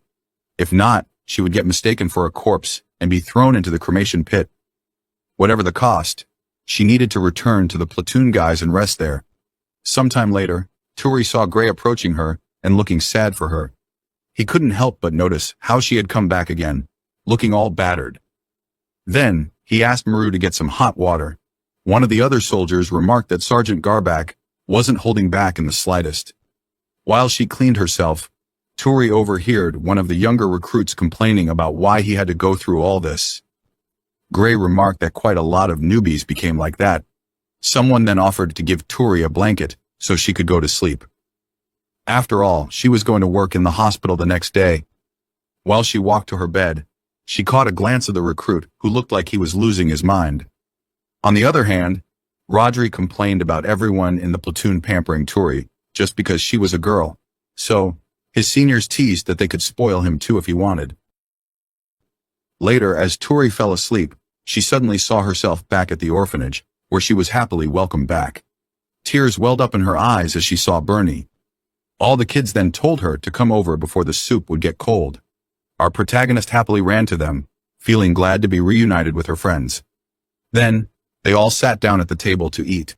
Soon after, Tori realized this was a dream, but it was so peaceful and warm. One of the kids complimented how tasty the food was. And while everyone was enjoying the meal, an eyeball suddenly popped out of Tori's plate. She screamed in terror. And then Salsa's body emerged, telling her that it was unfair to be enjoying all that peace by herself. As he reached for her, Tori pulled back, saying she would not go back there. Dark voices began crying out for help. Filled with terror and pain, Tori swore she would be working hard on the battlefield, fulfilling Salsa's part too. And when the morning would come, she would awaken and fight on as hard as she could. So, she begged Salsa to spare her as he began choking her. Suddenly, Tori awoke to someone right in her face. Before she could ask the guy what he was doing, he quickly covered her mouth and warned her to behave, or he would kill her. Tori realized she had been careless and wondered how she hadn't realized until it had come to this. The guy began running his hands through her body. Normally, our protagonist would be awake by the time she was touched, but it seemed that her sleep today was a little bit deeper. The assailant didn't stop as he began ripping her clothes and telling her to spread her legs. Tori thought that if she obediently stayed like this, she would be executed for the crime of abetting this. While wondering what to do, she immediately kicked Gray, who was sleeping beside her. He quickly woke up, and upon seeing what was going on, he picked up his rifle. Gray pointed at the guy on top of Tori and asked him who he served. He then woke up the rest, asking them to bring a light. Immediately afterward, it was revealed that the culprit was Naradome. While Gray held the rifle at him, he asked Tori to come over to the safer side. Naradome sighed heavily, asking why a man couldn't have a taste of tender flesh before his death. But Gray made it clear that his actions were a violation of military regulations. Even at that, Naradome argued that he only touched her a little bit. He began lying that he was enticed, and that Tori consented. But she quickly remarked that it was a complete and utter lie. Realizing that he was going to be killed, Naradome started blaming it all on Tori, and said that if they just got their stories straight, he wouldn't be dead. He tried blackmailing her, asking how it felt to kill people, even though she was a medic. However, Gray told our protagonist not to mind his words because he was just crazy. But to everyone's surprise, Tori said she could sympathize with him. She was sure that he went to do such a self-destructive thing, due to being crazed after tasting the battlefield's environment and broken by the fear of death lingering there. She didn't think he was a bad person at all. However, her words made Gray and the others quite concerned. Tori then remarked that if they were to get their stories straight, as he said, then she would have been executed for abetting such a thing. And that was why she didn't really feel any guilt for his death. Hearing this, Gray approved. Naradome then cursed Tori for life, calling her a murderer. Immediately afterward, Commander Garback showed up, holding Naradome's head and letting him know that on the front lines, murderers were the ones lauded. He then complained about having his beauty sleep interrupted by such a moron. The others quickly greeted Garback and wanted to brief him on the situation, but he had already heard it all. While nearly crushing Naradome's head, Garback told him that attacking a woman was a violation of military regulations, and the sentence for that was immediate execution. Naradome couldn't believe what he had just heard. As Garback asked if he had any last words, he pointed his sword at Naradome's neck, promising to relay his last words as is. In an addendum to the written notice of his death, Garback would write that he was a useless bunch of vomit, who came to the front line only to die a meaningless death. For the first time, I'm totally with Garback on this one. This dude deserve it. Just before Naradome could be executed, Corporal Veldy suddenly showed up, asking the commander to wait. He then explained that it would be a waste to uselessly throw away the lives of soldiers in the current war situation. So, he asked if it wouldn't be better for the military to re-educate and reform him. Furious, Garback asked Veldy if he just blabbed something. Even though he was completely terrified, Veldy still remarked that a man losing out to his passions was a thing that often happened. He then questioned if Garback wasn't quite dismissive of the lives of his subordinates. Regardless, Garback made it clear that he had no intention of leaving his back to those who were causing harm to his comrades through their actions. He also claimed that there was a possibility of getting shot in the back. Veldy then threatened to report this to his uncle, His Excellency Renville, if Garbak was going to proceed with the execution. The other soldiers were shocked to hear that Renville was Veldi's uncle. Garbak sighed heavily, and just as he expected, Veldi was here to watch him. Veldi remarked that there were already a lot of rumors about the commander, which were both good and bad. But if the bad ones about how dismissive he was toward his subordinates turned out to be true, then he would have to immediately adjust his evaluation. So, Garbak told Veldi that if he was going that far, then it would be under his responsibility to discipline Neradome. No! Neradome needs to be terminated! Please, Garbak. Do something right for the first time in your life. He then warned that the next time this would happen, he would cut all their heads off. After Veldi got the commander's message, Garbak took his leave. Afterward, Turi wondered just who Veldi was, considering he was so dauntless before the scary commander. Veldi then asked Turi to forgive Neradome, explaining that the guy has a common bomb, which many men live their lives with. He claimed everyone here was family and asked Turi to properly get along with Neradome without much hate. This guy has to be completely delusional. At first, Turi thought Corporal Veldi was a sensible person, but it seemed it would take her time to adjust to his peculiarities. Later on, Veldi explained that his uncle was the one extolled as the savior hero, Renville the War Axe. In the end, Commander Garbak had no choice but to back down. One of the soldiers remarked that being entrusted with the nephew of the frontline commander was quite a big deal. As he gave Turi a cup of coffee, Veldi humbly said he was nothing but a foot soldier here. However, Rodri just saw him as some rich boy. Afterward, Veldi admitted that Sergeant Garbak's achievements were nothing to scoff at. But despite that, nasty rumors of him using subordinates as throwaway pawns still persisted. Still, that was all true. And since there weren't any soldiers with strong backing who could report the matter, Veldi was sent to the place to verify the truth of the matter. Meanwhile, Gray complained about Rodri spitting outside the tank after brushing. But the guy didn't bother and wasn't going to. This dude is just stupid. Antagonizing your comrades in arms is one of the fastest way to get to the afterlife. Afterward, Veldi told everyone to consult with him first if Garbak should ever issue any clearly weird orders or punishments. Depending on the nature of the violation, appropriate actions would be taken. The others still didn't seem so comfortable with his words. Veldi still said that after he gained experience here, in the future he would become a staff officer. At that moment, Turi and the others noticed Maru wincing in pain. Maru then told Veldi that they shouldn't get ahead of themselves. The others were confused, and Veldi asked what he meant by that, but Maru didn't give a proper answer. Immediately after, Garbak approached them, remarking that they were quite energetic and chattering since early morning. As everyone quickly greeted the commander, Garbak ordered the infantry to start digging holes and for Turi to go to the hospital. Neradome then followed the others to dig holes. Turi then approached Gray and apologized for what had happened yesterday and the way she had kicked him. But Gray told her not to worry about it and asked if it was scary. Turi replied that it wasn't because hearing his voice was very heartening. As soon as he heard this, Gray wondered if Turi was hitting on him. She then remarked that she'd respect him more if he weren't like this. But Gray remained delusional. The others told Turi to give up on Gray because he was quite a seducer. Alan claimed the best men were more taciturn and earnest. Maru teased him about that, and he begged the guy to stop embarrassing him in front of the kids. Gray then told Turi just to allow the old guys to bicker between themselves. She asked if something good had happened, and Gray told her that just seeing the way she pulled through what had happened made them all naturally happier, including himself. Turi felt happier as well with everyone there. On the other hand, Rodri was repulsed by the whole thing. He remarked that when he saw weak people who were quite good at buttering up to others, he couldn't help but hate them with a passion. Gray then asked Rodri to come over for a bit. He tricked the boy by pointing in a different direction, allowing him to pin Rodri to the ground. Gray then told him to listen well and asked if he knew what kind of people that healing magic usually manifested in. Of course, Rodri had no idea. Gray explained that it was only those with a kind heart who thought about wanting to help others instead of hurting them who could become medics. It was said that among the 100,000 Austin soldiers, the medics comprised around 0.04% to 0.05% of all people.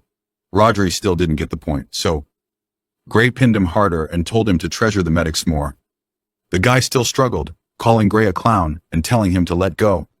So, Gray told him that he made Turi mad, and if she didn't want to heal him, then that wasn't his problem.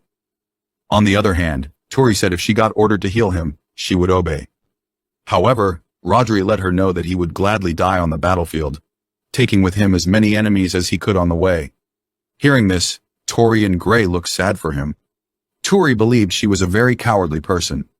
Since she was afraid of being hurt, she didn't build deep connections with anybody. She was also afraid of being hit, which made her end up not being able to go against the commander. And above anything else, she was not good at hating others. This included the violent Commander Garbak, Naradome, and even the Sabbath soldiers. Despite feeling terror toward all of them, Turi felt that it was a little different from hating them. Perhaps it was due to her past life's values, but she had a strong feeling of aversion toward killing people. That much was true. But from Rodri's point of view, who was a soldier through and through, she was a weakling who evoked a stronger sense of anger just by looking at her. Rodri then confronted Turi, asking why she was staring at him. Immediately afterward, a sudden explosion shook the entire place. Everyone was completely startled. But Garbak knew the enemies had come, so he ordered everyone to quickly take their positions. As the soldiers quickly took their rifles, Rodri was happily awaiting the enemies to come, so he could kill all of them. But Garbak told him to shut his mouth. The commander then permitted Turi to use the shield magic at her discretion, but only limited to urgent times like these. Garbak also told her that while she hid in blind spots, she should be prepared to heal him any time and watch him closely. Meanwhile, Naradome was throwing up, and some of his comrades were trying to tell him to get it together. However, Garbak warned him not to try any funny business and threatened to shoot him immediately if he tried to desert. The same went for Veldi, too. Immediately afterward, Garbak took his rifle and got in position to fire. He noticed Turi staring at him and asked her what was wrong. She then remarked that he wasn't charging in with his saber today. Garbak felt he obviously wouldn't, and wondered if she was stupid. Seeing their commander fight with a gun like the others was kind of refreshing. Garbak then explained that a shootout was the best way to make use of the trench war. Turi asked Garbak why he led the assault with his sword at the ready last time, and he answered that it was because Kamakiri was there, and that as a matter of face, bullets couldn't reach aces. Our protagonist finally understood. Now that she thought about it, Garbak was right.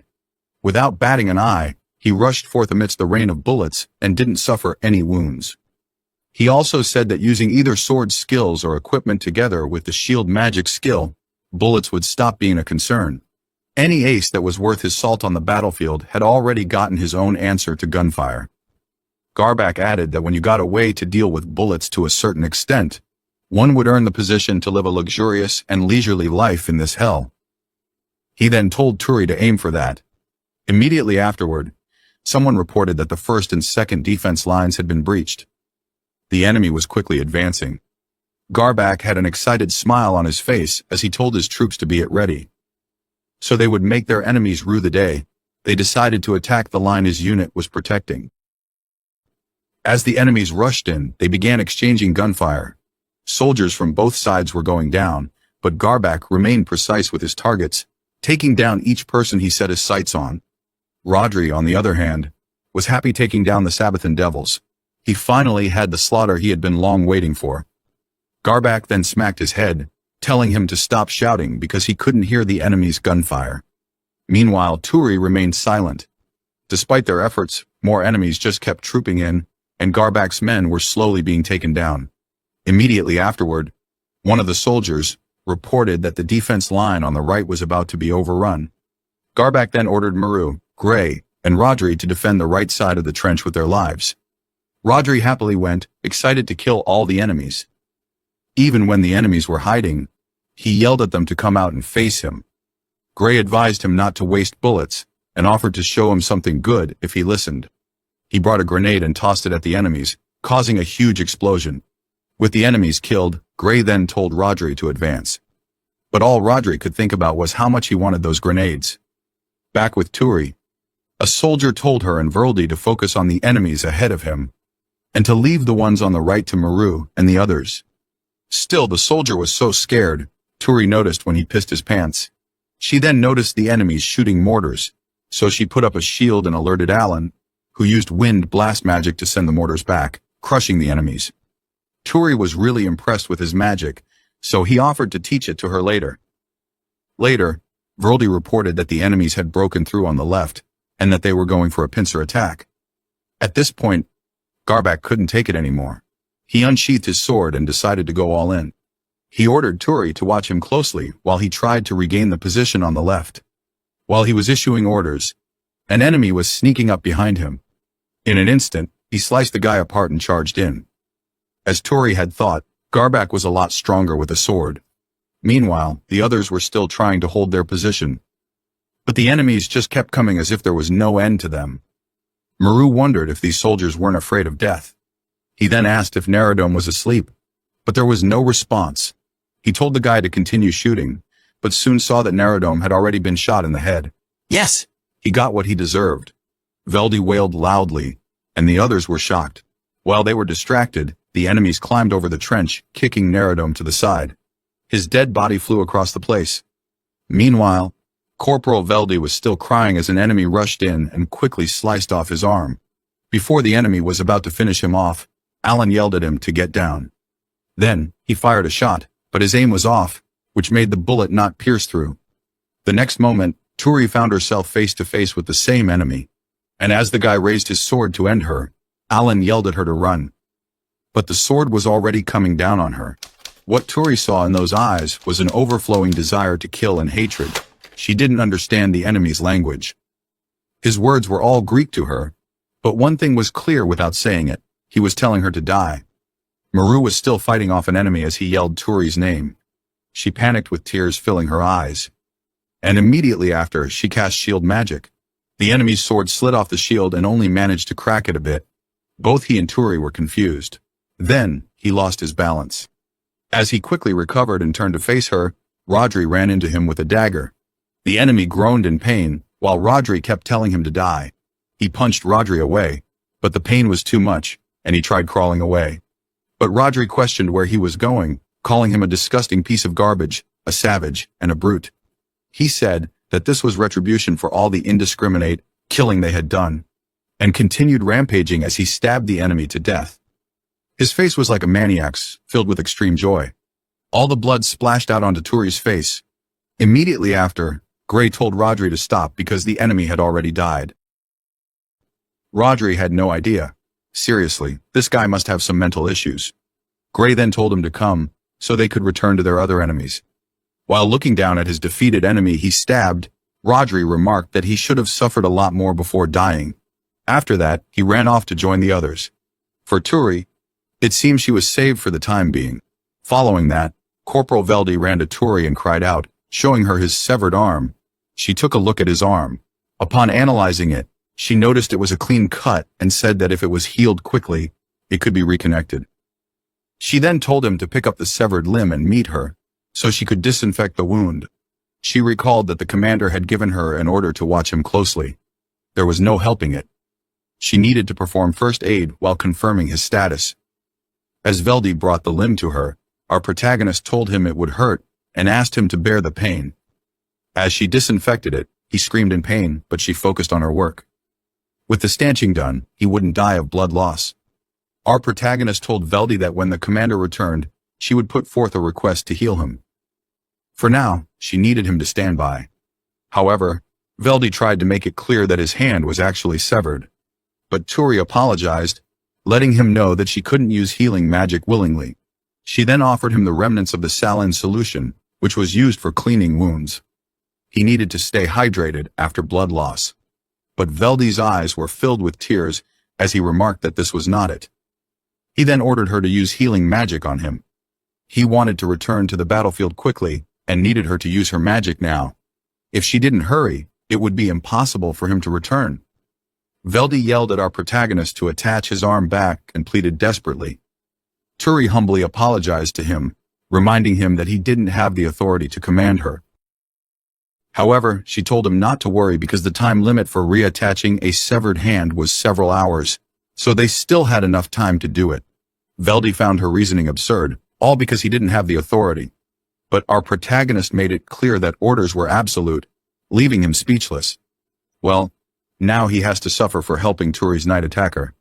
She explained that the last time she used magic to heal a comrade without the commander's permission, she was harshly disciplined.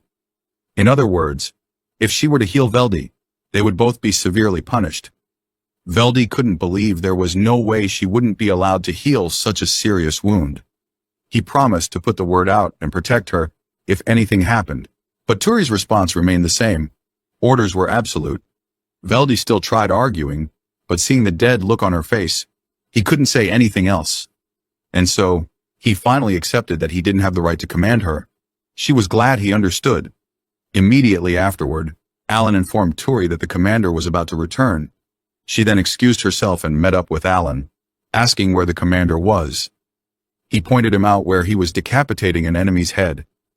Garbak made it known that he had returned. Seeing the commander dripping in blood, Turi thought that he looked way scarier to her than the enemies. Garbak then asked Alan for a report. Turi welcomed the commander back and asked if he was hurt, but he wasn't. Alan then told the commander that, aside from the second-class private Neradome, everyone else was alive. Garbak brought out a cigarette as he remarked that Neradome had died. He added that a newbie who gave in to despair wasn't worth anything.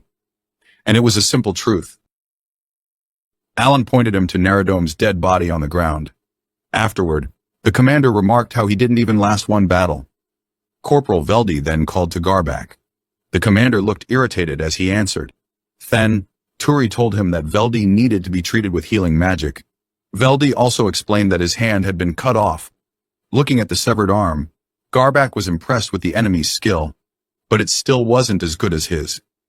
He then told Veldy to wait until the end of the battle before being healed.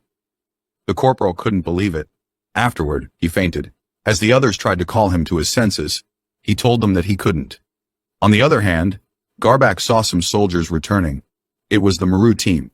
Seeing they had returned, Garbak commended them on the good work. Suddenly, a flare was shot into the sky. Upon seeing it, Alan remarked that it was a signal flare from their allies. Since the enemy's attacks had stopped for now, Garbak decided to send one too. He brought the shell and loaded it into the gun before shooting the flare in the sky. After some time, his expression became serious. It seemed that everyone else in other trenches had perished miserably. The commander then remarked that they were the only ones who had survived on this line, being able to confirm the end of the enemy assault. He then permitted the use of healing magic on Corporal Veldy. Turi thought that was good because if she had succumbed to the corporal's plea and used magic, she'd most likely be dead by now. Immediately afterward, she used her healing magic to reattach Veldy's severed arm. The other soldiers watched curiously as our protagonist did her thing. When the healing was done, Veldy was amazed.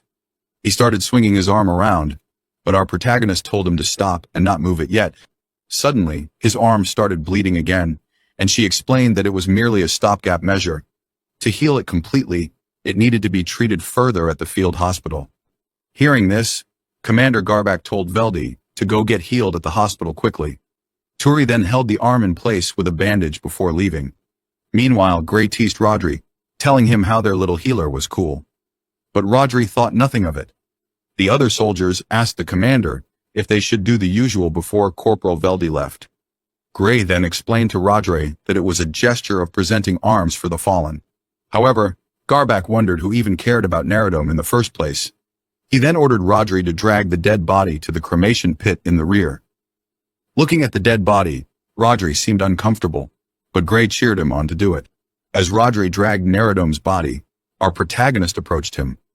And after an awkward moment, she thanked him very much for his help. But he didn't understand what she was talking about. She then reminded him that he had saved her when she was in danger. He still didn't remember. Turi had to remind him of when the enemy swordsman jumped into their trench. That's when Rodri remembered that she had almost died back there. To him, it was just that he saw an enemy's back before his eyes by chance, and he killed him because he could. That was all there was to it. Turi thought it seemed like that. He didn't put any thought into his own well-being at all. He then asked her why she didn't counterattack. The question confused her. Rodri was asking if she had a fighting spirit, even though she was weak. Our protagonist let him know that she was just a medic and didn't have any fighting equipment. He asked what she was using her hands and teeth for. Even without a weapon, if there was an enemy before her, it was obvious that she had to kill them. Seeing that she had nothing to say, Rodri reminded her that he wouldn't ever try to save her. He also warned her not to ever try to snuggle up to him. Immediately after, Garbak called her, saying he had heard from Alan that she used shield magic during the battle. She confirmed this. The commander then remarked that, while finding the perfect moment to use shield to block an attack in close quarters was the basics of its use, when it came to actually utilizing it in the heat of battle, it was very difficult. It was almost impossible to pull it off the first time. He then asked if she remembered what she tried to do. Our protagonist answered that she tried to deflect the enemy's attack without taking it on, as he had told her. The shield's angle, which she made at that moment, was even more acute than when he had taught her. Right in front of the enemy, she projected an isosceles triangle shield as sharp as the tip of a spear. She thought it was almost involuntary. If this continued, she would die. She would just uselessly squander the life Salsa gifted her. Thinking about it, it was vexing to her. She didn't want to even think about doing that. After hearing her, the commander commended Turi for doing well. He then tossed a container, and she saw it was a container of chocolate. That night, after the commander told our protagonist to get some rest, she asked to sleep next to Gray, just for peace of mind. She apologized for the inconvenience, but he didn't mind. On the other hand, Rodri was irritated by her presence. As usual, his scornful and piercing gaze made her feel ill at ease. But it was still leagues below the gratefulness and happiness of being able to survive yet another day in her mind. She then wished them a good night. Suddenly, Turi was caught in a hellish nightmare where Garbak had severe injuries, asking her to save him. While she was trying to heal him, Gray also came to her, begging to be helped. She was shocked by the sight. And as if that wasn't enough, Salsa also approached her, pleading that he didn't want to die. Her subordinates swarmed, begging for help, and she was overwhelmed. She cried out, telling Salsa she was sorry. She wanted to help, but she couldn't help everyone, and she kept apologizing as she held tightly onto Gray's shirt. Meanwhile, Rodri stared at her, looking angry as usual. In the morning, they returned to digging pits. Our protagonist picked up a disinfectant bottle and started checking all her healing materials, but they weren't enough. Considering the damage from yesterday's defensive battle, it would be difficult to procure more. While she was taking records, Rodri told Gray that he wanted to get his hands on some grenades. Turi seemed to freeze as she heard that. Gray then told the guy that he couldn't, and Rodri asked why. Gray explained that it was only private first class and above who had access to explosives. Rodri angrily asked if he knew how many enemies he could have bombed to death, if he had even one grenade.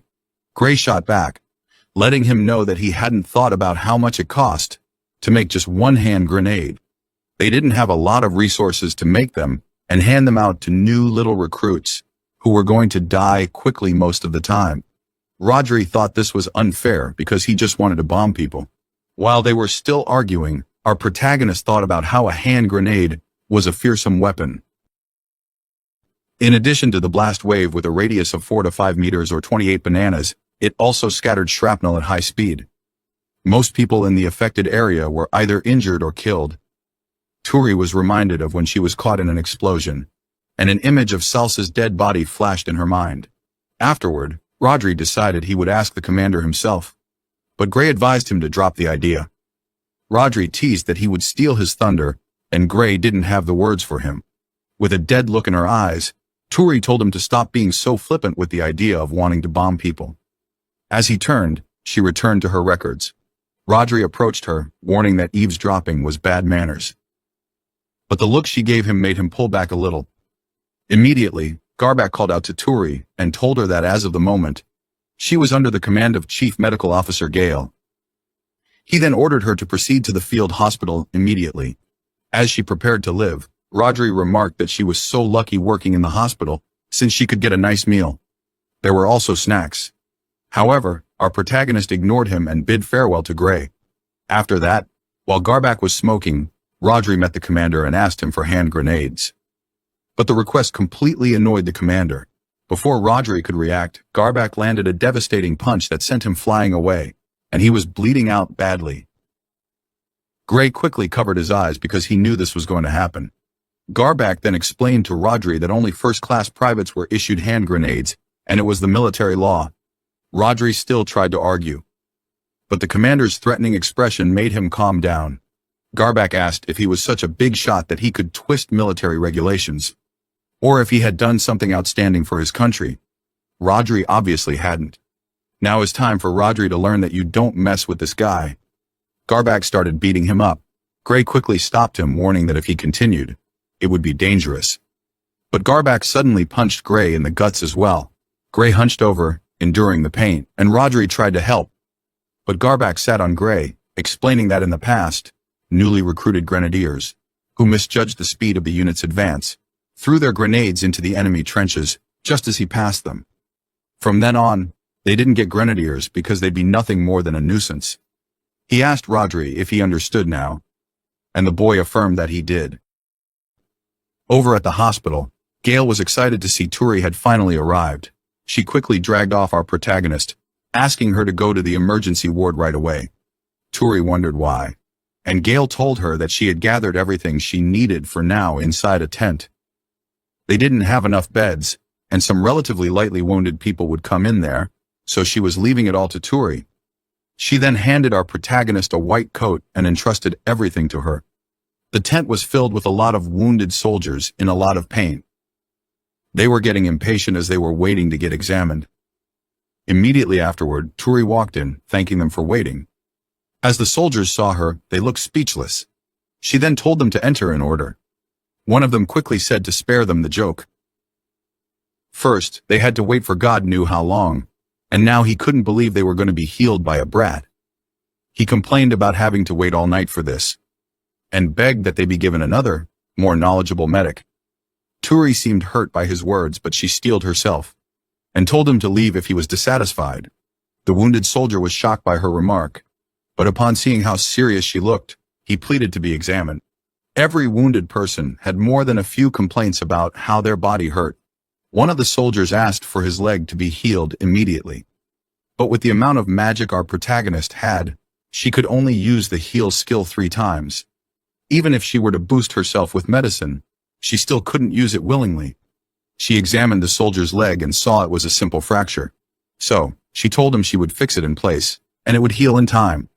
Without using magic, she could only tell people with minor injuries to bear with it, and wait to heal. When the next patient came in, he was happy to be finally treated. Looking at his bleeding arm, our protagonist saw that it had necrosis. Sadly, even with magic, it couldn't be healed. She had to cut it off, so she told the man to prepare himself. But he didn't want that. The next person came in with a bad-looking face. Turi saw that it had been bathed in an incendiary blast. She would put an ointment on it to help.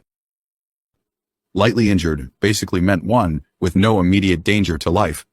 They ranged in severity from those that could be treated quickly to major injuries that left lasting damage for life.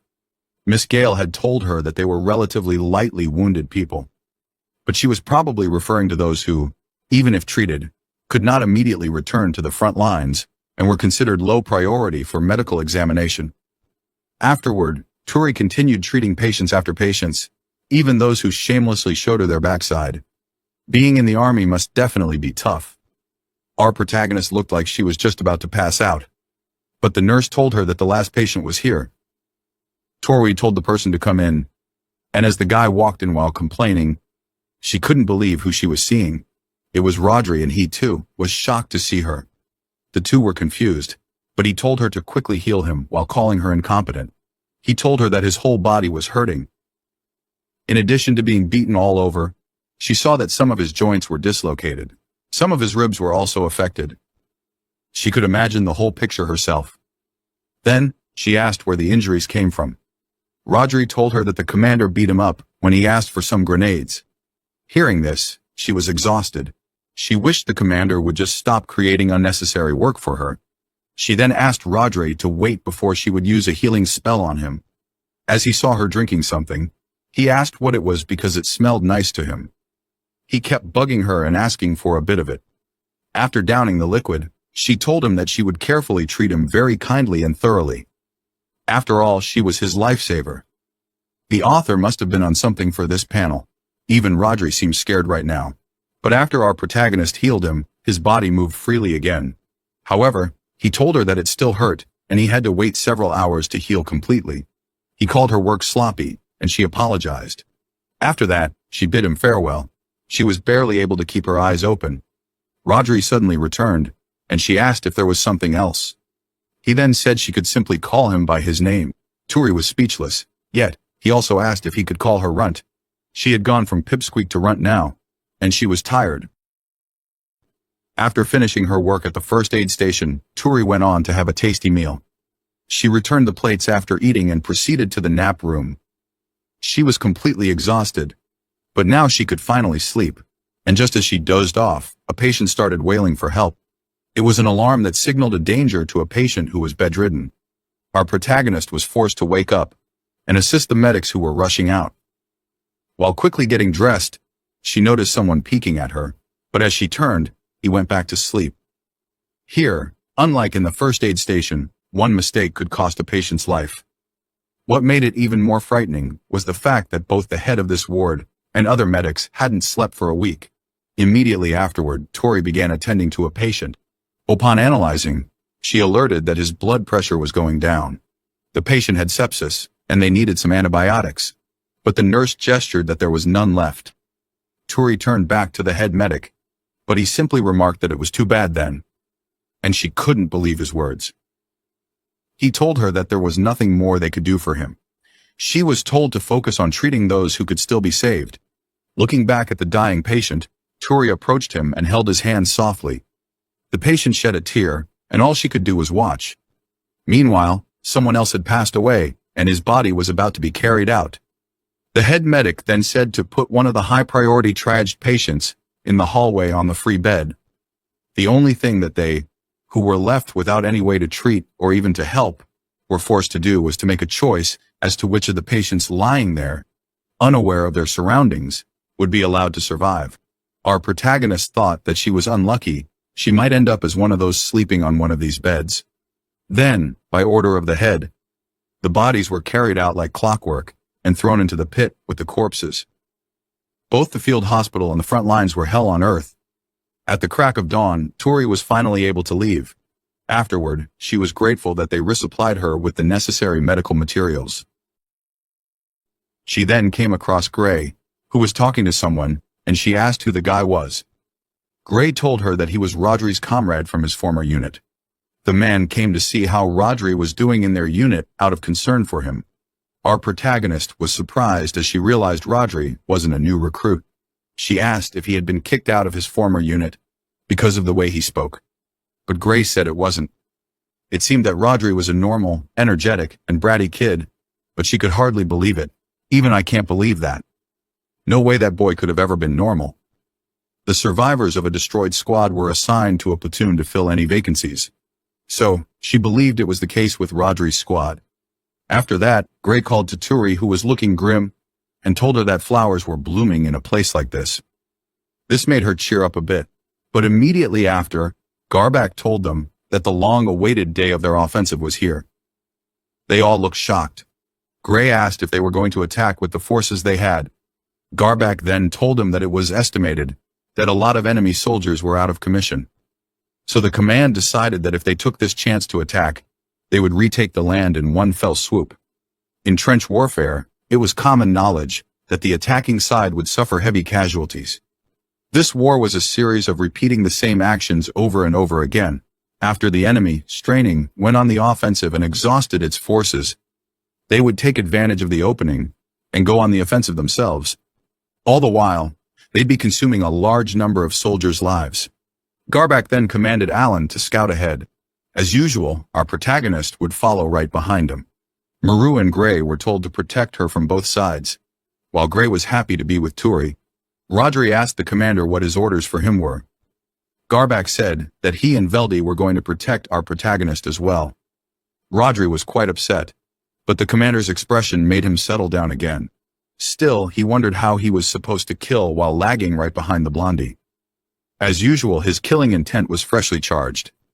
Were these peaceful times, she'd never willingly associate with a person like him. He started poking her head, telling her he was going to be watching over her, so if she tarried, he would put an enema in her. But Turi simply asked him to stop poking. On the other hand, Gray speculated she might be the one to win the race in the trenches, but Rodri doubted he'd ever lose to her in speed.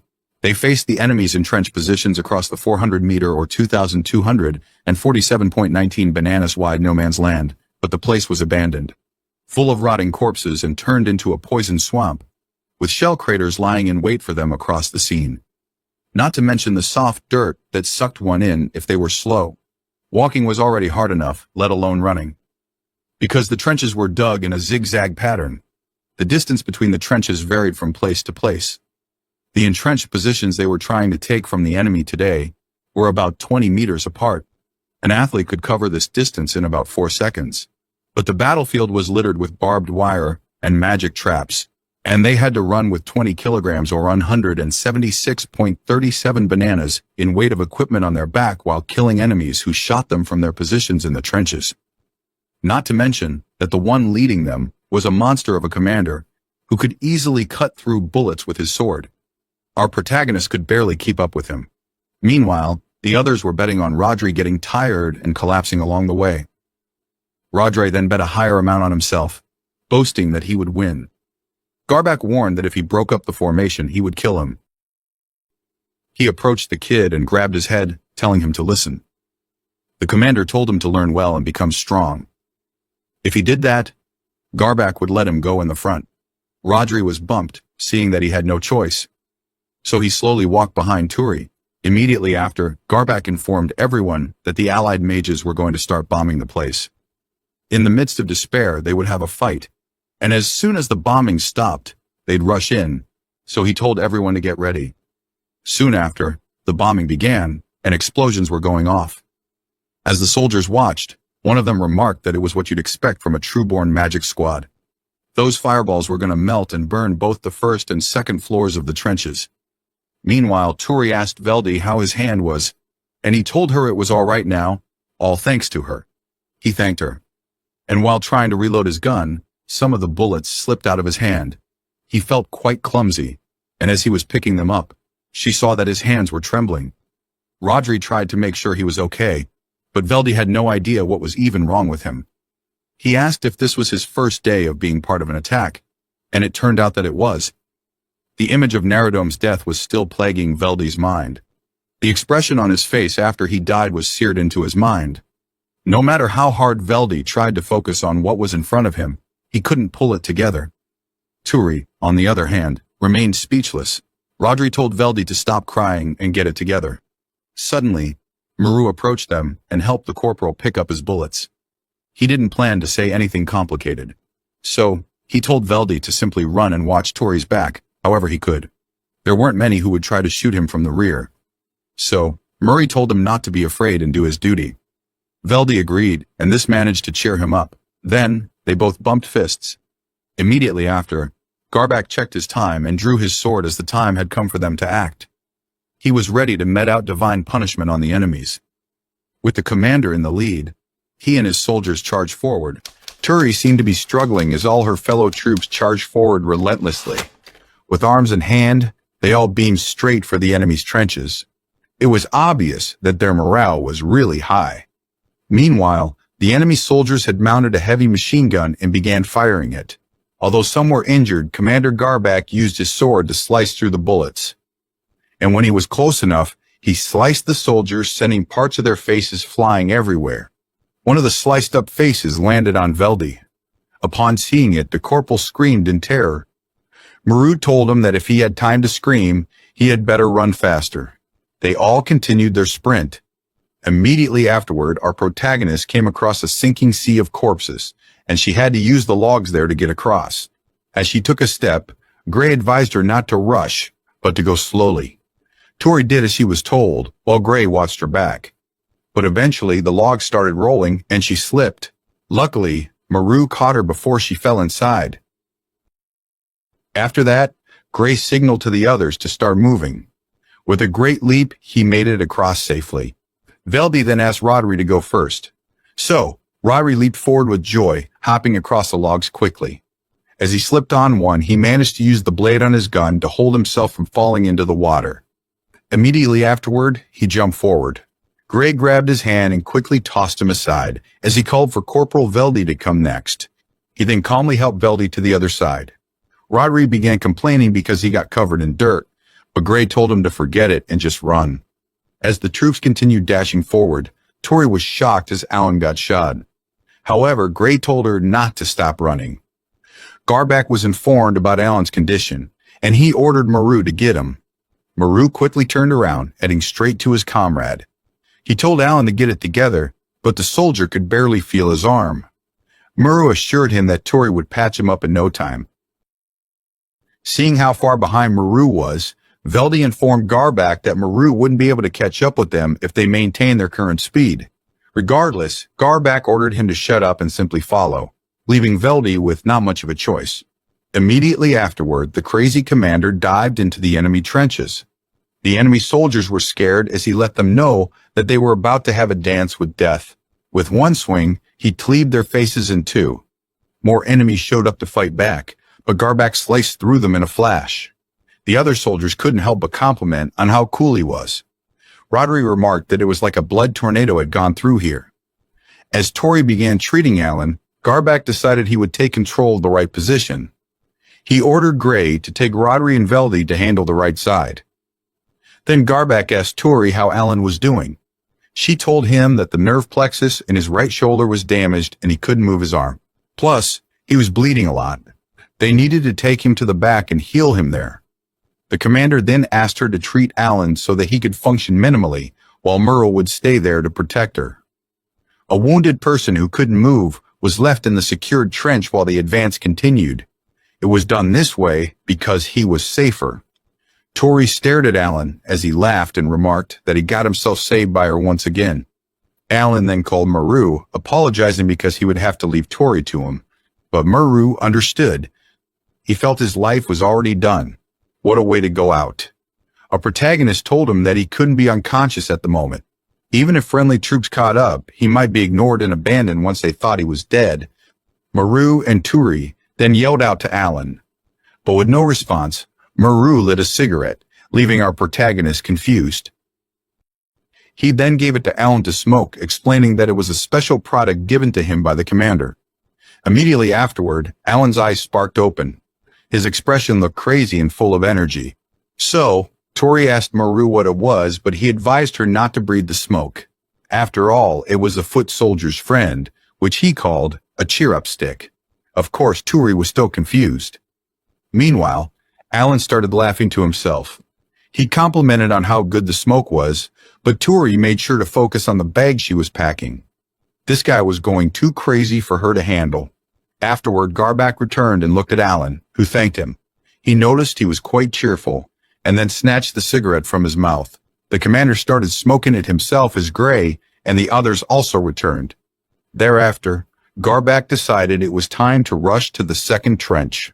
Veldy stopped the commander for a minute because he found something weird, though this only made Garback more impatient. Veldy then asked why they were attacking again when the friendly troops hadn't yet caught up with them. He remarked that it was very dangerous. This kind of attack was not written in textbooks. In fact, it was the very example of an erroneous attack that the commander mustn't attempt. Hearing this, the commander slowly came down from the ladder to approach Veldy. As the corporal yelled out to him, Muru decided to tell Veldy something good. He let the corporal know that his textbooks were just stuff written by cowards who fled to the rear. He saw it as merely a paper to wipe away their dung. Veldy questioned if he was implying that he gratefully learned by rote from toilet paper. Muru then told him that he couldn't make fun of toilet paper and that he had to appreciate the stuff that wipes his butt on a battlefield. Hearing this, Corporal Veldy let them know that he would have liked the valiant commander to distribute the textbooks he had written from the very beginning. But the commander didn't get an education and was unable to write words. In a real battle, it was said that moderate nervousness and proper relaxation gave birth to maximum performance. Light-hearted jokes that might seem indecent at first glance could have the opposite effect from what one might expect. Immediately after, Gray asked Rodri if he was all right. Though he said he was fine, Gray still asked if he was sure. Rodri was panting hard while complaining because he hadn't killed anyone yet. Our protagonist then suggested that he take it easy and stay in the trench for now. Still, Rodri boasted that he was still all nice and ready. Tori couldn't take him seriously. As she climbed the ladder, what she was about to say, made him start sweating a lot. She then begged him not to die on her, since she had tried her best to heal him yesterday. Hearing her words, Rodri remarked that it was obvious he wouldn't. Immediately after, Garbak heard some noises approaching, and as he turned, he saw a lot of soldiers approaching. These were the friendly troops who had finally caught up. With everyone assembled, Garbak then ordered his men to charge.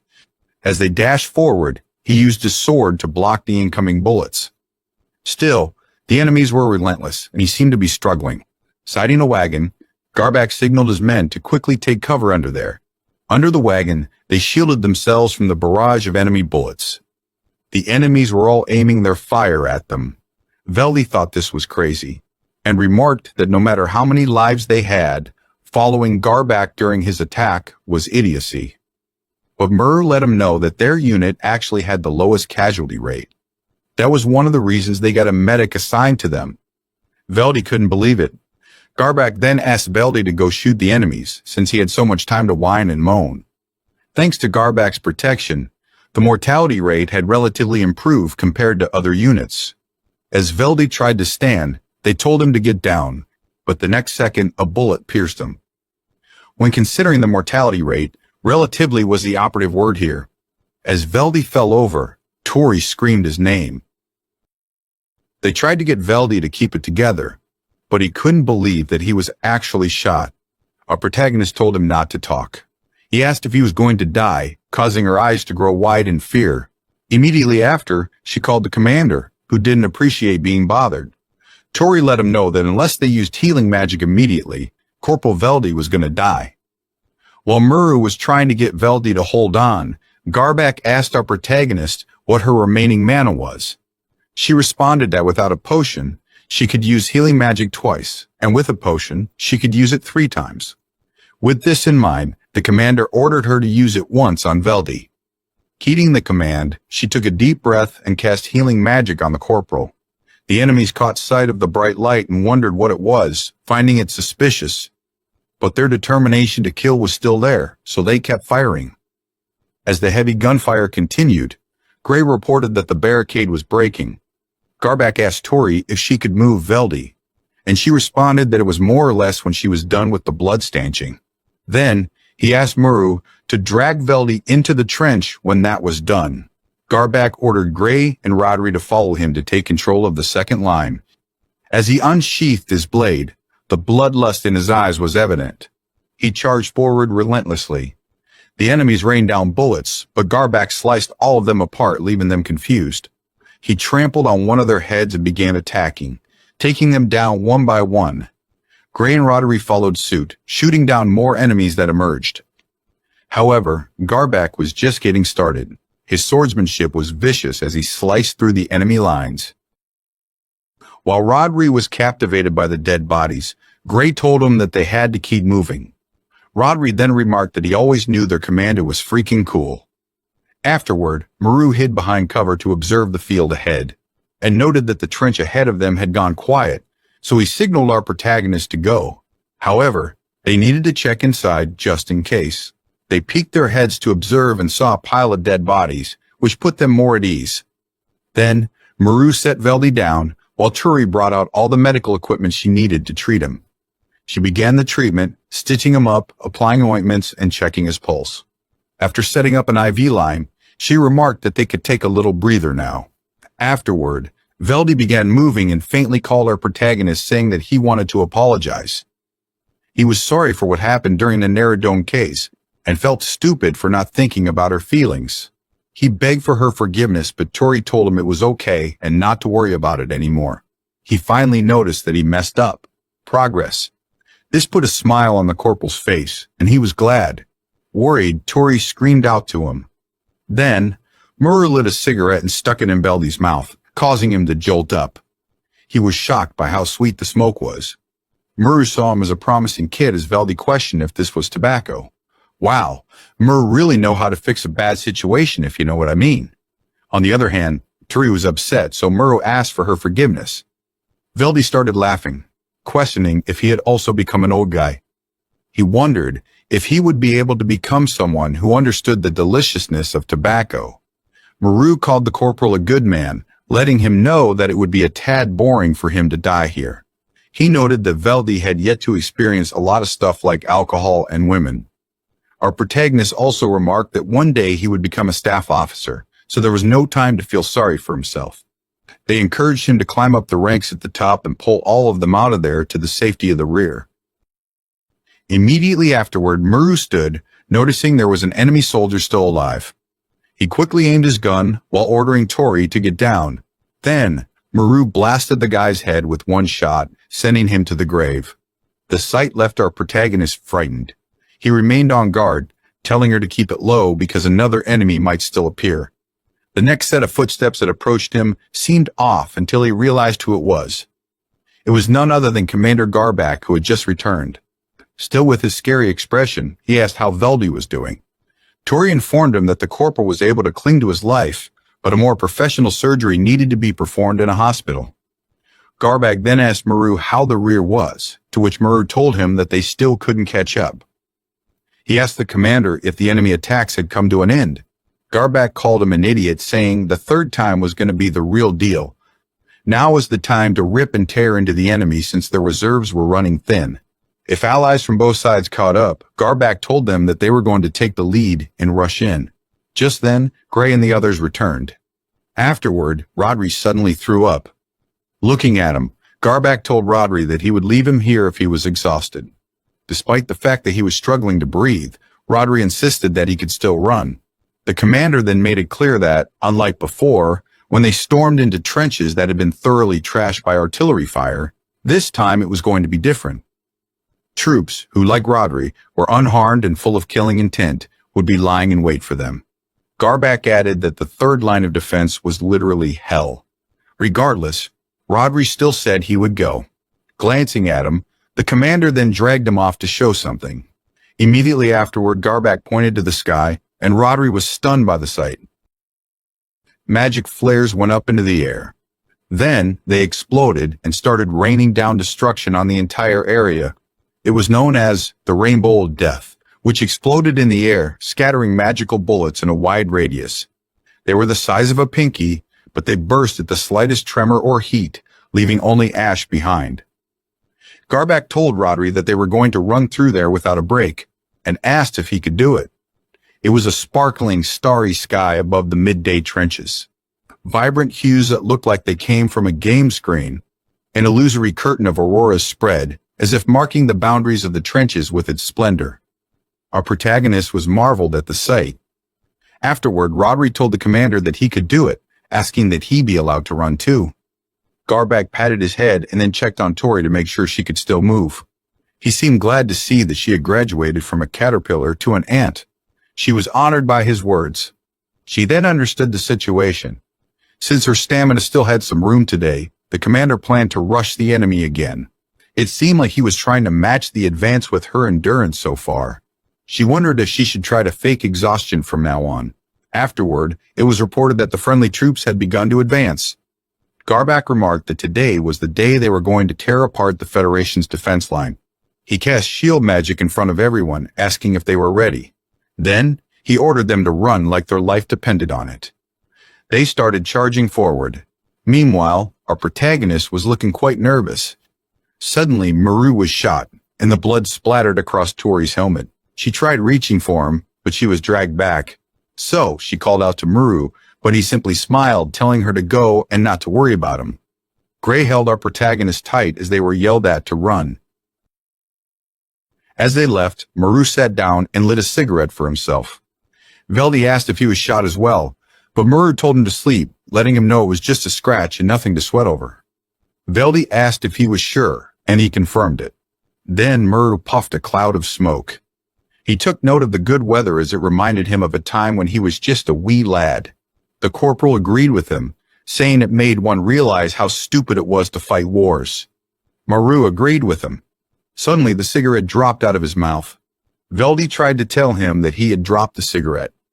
As it started burning Maru's uniform, the corporal picked up the cigarette and handed it back.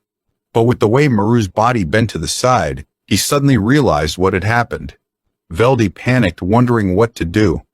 There was so much blood pouring out of Maru's body. He screamed out, begging Turi or the commander to come help, even if it was anyone at all, but there was no response, only Veldy's scream of pain. Meanwhile, the commander pressed on with his shield, protecting himself and his soldiers.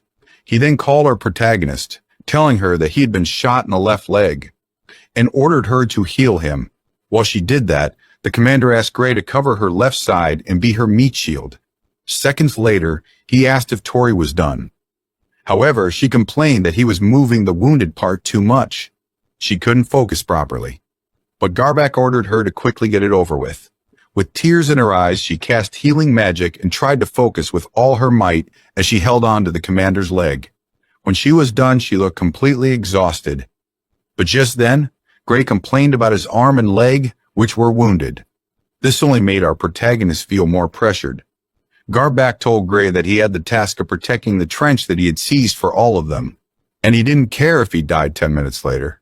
So he ordered Gray to keep running, leaving him with no choice. Garbak told Tori to gulp down the medicine because she might need to use healing magic again. He swore that as long as he lived, things would be okay one way or another. He ordered everyone to forget thinking and just follow him. Immediately afterward, Tori gulped the medicine and did her best not to throw it up. After that, her eyes sparkled, looking crazy. As they pushed on, they eventually reached the enemy's trench. Then Garbak told Gray to toss a grenade in there. Gray heeded the orders and, as he unpinned the grenade, his arm took more shots. But it didn't stop him from tossing it. Rodri complimented his nice throw. Unexpectedly, the enemy soldiers tossed the grenade right back. So, Gray quickly told Rodri to get down. Garbak then rushed toward the grenade, while Gray dived down with Rodri and Tori. He flicked through the air, ready to cut down the enemies. Immediately afterward, the explosion went off, blowing heavy dust and a shockwave that was hard for them to handle. As the dust settled, Gray, Turi, and Rodri seemed to be all right. Gray then asked Rodri to wake up, but with no response, our protagonist panicked and slapped him, causing him to wake up by force. She then told him to start moving. When he asked where the commander was, she answered that he was with the enemy. Rodri could see that commander folded those who countered the grenade. In a flash, he caught them off guard and rushed into the trench. Rodri was impressed by how strong the commander was. Our protagonist told him to stop being impressed and simply go to him. She also asked Gray to move faster as well. Sadly, he couldn't do that anymore because his legs had been blown apart. Seeing his condition, Turi and Rodri were left speechless. Rodri insisted he could still move. He dragged Gray, telling him that our protagonist could heal him. He didn't get why Gray was whining, but Rodri stopped once he saw how injured his arm was too. Gray told him it was okay and he should just go. Tori then decided she would carry Gray herself. While tying him up, she told Rodri to hurry to the trench and secure it. She then tossed Gray's hand over her shoulder as she tried to drag him off. He called out to her, and she suddenly realized he was too heavy. A man with a good constitution like Gray was heavy. What's more, with the added weight of the foot soldier's equipment, he weighed over 100 kilograms. Her current self was too small and weak. She felt like she should have dropped the gear first. However, Gray told her to leave it, and he thanked her anyway. Our protagonist didn't know what to say. Immediately after, Rodri signaled that it was okay for them to get into the trench. Tori thought the point was right up ahead, and now was a chance to get in while the assault had stopped. She just had to drag him into the trench. It was time to do her job, and she refused to let Gray die on her watch. Despite how heavy he was, she managed to take the first step. She told Gray that he could die 10 minutes later, but until then, she begged him to protect the trench that the commander had seized for them. He was shocked by her statement. Then she added that it was an order from a superior. Gray smiled, remarking that she really liked making men work for her. Just when they had a little bit more to go, our protagonist suddenly noticed something being tossed their way. It was a grenade, and while trying to shield both herself and Gray, she slipped. The grenade was now directly in her face. Turi's life flashed through her eyes, as she thought this was how easily she would die. She hated herself. Herself, who even though it was in a game, took killing people lightly. Because of her easygoing way back then, she was also foolish in this life. She wanted to end herself, who was like that. and she regretted ever becoming a soldier. If our protagonist got the chance to be reborn again, she wanted to live a simple life in a world without war. At that moment, Rodri grabbed the grenade, and she was shocked upon seeing this. He remarked that this was a nice thing the enemy had given them, and he thanked them as he threw it right back at the enemy. Immediately after, it exploded on impact, and Rodri was happy with his killing bomb. Meanwhile, Turi and Gray were bewildered. Gray asked Turi to heal his leg, or what was left of it, while she could, and she immediately complied. On the other hand, Rodri was fired up, asking for more enemies so he could kill all of them. At that moment, the commander returned, and he immediately asked Gray if he could defend the position, to which the wounded soldier replied that he could, provided that the gun was fixed in place. After hearing that, he said that it was good before ordering Tori to provide only the minimum necessary aid to prolong Gray's life, to which our protagonist quickly agreed while thinking that she knew the commander would say that. Right after, Rodri asked him what he should do, and the commander looked surprised after realizing that the kid was alive. Still, the man quickly ordered Rodri to protect that place together with Gray, and the other complied. At that moment, Tori said that the left forearm and left thigh had serious ruptures of the blood vessels, so they needed to cauterize the wounds with a burner, to which Gray replied, with a resigned expression, that it sounded painful. Almost immediately, Rodri interrupted them by scolding them for wasting time, before telling Tori to use her healing magic to fix Gray like she always did. However, Gray quickly told the kid to mind his own business and continue standing watch. Shortly after, Turi began the cauterization process, and almost immediately, it was obvious how painful it was. Even Rodri's expression changed into a fearful one after a while. Time passed, and Rodri couldn't withstand what he was seeing, so he asked Turi why she was not using healing magic, and our protagonist replied that she only had one use of heal left, and she should save that last use for healing the commander. Gray then confirmed that to Rodri, and the kid finally understood why Turi had previously told him that she was the commander's first aid kit. At that moment, our protagonist finally finished cauterizing the wound, and Gray quickly thanked her. The man then asked Turi to fix the gun between some sandbags, before warning her to be careful since the weapon was heavy. Shortly after, our protagonist finished doing it, and he thanked her before asking her to hide behind him. A while later, Rodri asked what would happen if the commander had already killed all the enemies, to which our protagonist replied by asking the kid why he was so eager to kill people. After hearing the question, Rodri simply said that he just hated the enemy, which should be obvious to her. The kid then asked her if she had someone important to her who had been killed by them, and she immediately replied that her parents and a fellow soldier. After hearing that, the kid asked her if that was not enough as a reason for killing the enemy. He then immediately added that if you didn't have a reason to destroy the enemy, you would just hesitate at a critical moment and lose your life. Gray then smiled at the kid and even praised him, to which Rodri simply replied that his previous squad leader had told him that, before adding that his former leader was much cooler and more reliable than his new comrades. In fact, all his previous comrades were better than the new ones, according to Rodri. At that moment, the commander returned, and he immediately began to undress without saying a word, and while ignoring Rodri, who had become elated after seeing the man return. As for Tori, the commander's behavior made her ask him what was happening, but almost immediately, he removed his shirt and showed her that he had been shot in the stomach.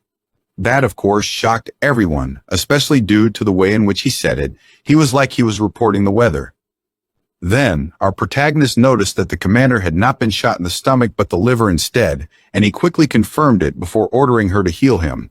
As for Rodri, he couldn't believe he had been able to keep walking while in that state. Then, our protagonist freaked out and said that the commander needed emergency surgery and that she needed an assistant. Almost immediately, the commander ordered Rodri to be Tori's assistant and to follow her instructions, which shocked him. However, before he could even react, our protagonist began to give him orders. She first asked him to disinfect his hands with alcohol before putting on gloves.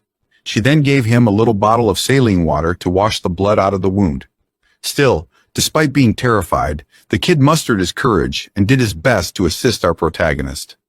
She then used heal on the commander, and shortly after she told him that, for the most part, the minimum treatment was done with it. The man then said that he could finally get up and move with no problem, but she asked him to take a rest while thinking that the spell had exhausted all her mana. The commander put on his clothes again and said that he felt much better before adding that they could continue to push forward, which shocked our protagonist. She even mustered her courage to tell him that if he continued advancing, his condition would worsen, before proposing that they properly secure their current position and conclude that day's engagement. Sadly, the commander refused since he couldn't let that opportunity slip by. After all, that day's offensive was a once in several years occurrence. However, in an unusual turn of events, he asked Tori what she thought was needed to put an end to the war, to which she replied that it would be to seize the enemy's capital. Almost immediately, the commander told her that it was impossible to do that. He even added that it was not at all realistic to think about it. He then asked her to consider the rear before asking her what was behind them. She then said that there were medical facilities, provisions, weapons and equipment stockpiles, etc. It was then that it hit her, and the commander quickly noticed that she had realized what he was trying to convey. The man then explained that you couldn't fight if you were without food, and there was no possibility of treatment. He then added that the field hospital where she worked every day, thinking it was safe, was the most important target for an attack for frontline soldiers like them. It was then that he said that if they didn't break through that day, there was no way to tell when the following chance would arrive, which was why they were going to go as far as they could at that moment. The commander also added that the neighboring positions had already been seized, so all that was left was to wait for the friendly troops to catch up with them. At that moment, Gray began to cough, and our protagonist made the commander notice it. Shortly after, the commander said that they would withdraw since they should abandon that position, which surprised both Turi and Rodri. Afterward, the commander explained that the friendly troops had failed to conquer the third defense line, which meant that the enemy would start advancing to their current position shortly. Right after, he repeated that they should take all their stuff post-haste. Almost immediately, Rodri snapped and yelled at the commander to stop messing around with them. Still, the man ignored the kid's rant and told Gray that he should protect their backs while they were retreating, basically declaring the other's death, and Gray quickly complied. The commander then ordered Tori and Rodri to go with him, and Rodri asked what would happen to Gray, to which the man replied that Gray was their rear guard, which meant that they were going to leave him there. That shocked Tori and Rodri, and Gray simply showed a resigned expression with a half smile. Right after, Rodri asked the commander if he could carry Gray on his back as his personal meat shield, but the man denied it, which the kid didn't like. Gray then told Rodri to leave it like that, otherwise, Gray would get hit when he got back, which, of course, was a blatant lie since everyone knew Gray wouldn't return. Shortly after, Gray said that Rodri was very similar to him, and he then asked the kid if he was really close with the guys in his previous unit, which Rodri quickly confirmed. In fact, the kid was the sole survivor of that unit. Gray then said that it hit hard when the people you had grown close to were killed, to which Rodri agreed. Right after, Gray added that the kid hated his enemies so much that he wanted to slaughter them, which the kid immediately agreed to. In fact, Rodri began to feel annoyed by Gray's words, and the man immediately patted the kid's head while telling him that he knew that Rodri was lashing out with abusive words and picking fights left and right because he had thought that, since everyone was going to die anyway, it would be easier not to get attached to anyone. However, Gray then told a crying Rodri that the way of living he had chosen didn't suit him because he was too kind. After all, according to Gray, it hadn't been a coincidence that the kid had saved little Turi twice, since that was only possible if you paid close attention to what your comrades were doing. In the end, Gray said while smiling, that Rodri shouldn't hide in his shell, but stay true to himself. Almost immediately, the man hugged both Turi and Rodri while telling them that they should properly grieve for fallen friends and hold on to the strength needed to carry on. Right after, the man even thanked the commander for everything he had done, to which the other simply nodded without looking back. Damn, this one hits deep. Shortly after, it was time to leave, and the commander ordered Rodri and Tori to rush out. Rodri didn't want to go at first, but Turi dragged him and forced him to obey the orders. Almost immediately, the commander cast a spell, and Rodri yelled while crying out loud that he hated what was happening and that he was sick and tired of seeing everyone who was kind to him die. Right after, they began to retreat while looking at the enemy forces getting closer. Still, they could see and hear the moment when Gray was killed while calling to his mom. Well, at least in his last thoughts or dreams, he was able to meet with his mom again. Rest in peace. Sometime later at a trench, Rodri and Tori was still trying to process what had happened to Gray, and the commander was called by Veldy, who yelled at the man, complaining because the commander hadn't stopped fighting once they secured the trench where they currently were. After all, no matter how you looked at it, they couldn't push through with the remaining forces. In fact, the soldier couldn't believe that the commander had used first-class Private Gray as a sacrificial pawn. At that moment, the commander said that they could have done it if he had had 10 more people. That pissed Veldy, who told the commander that the likes of him were the worst. The kid then added that it was clearly a reckless advance, which was why the soldier doubted the commander's ability to command. In fact, the kid added that he would have to report that matter, but the commander simply pushed the soldier away while telling him that he could do as he liked. The man then began to walk away, but Veldy yelled at the man that he hadn't finished talking. At that moment, they could hear some explosions, and the commander said that it was the gun salute, before adding that it seemed that their shock assault strategy had been wildly successful, which the young soldier from before found hard to believe. The commander then explained that, looking at the results, they had been able to recapture the territory with the least number of casualties while exhausting their forces and enduring the enemy's mad attack. In fact, the man was sure that the Imperial General Headquarters would call it a flawless tactical victory. The commander then told Veldy that they were going to eat well at that night's celebration, before ordering to tell Tori and Rodri to rest in the rear. However, Veldy immediately began to cry and asked the commander how else he would call the whole operation but a defeat, before asking if he was an idiot for saying that they were going to celebrate. At that moment, they were interrupted by Tori, who asked the commander to immediately go to the hospital, but the man refused by saying that there was no need and that they should just drink, to which our protagonist objected.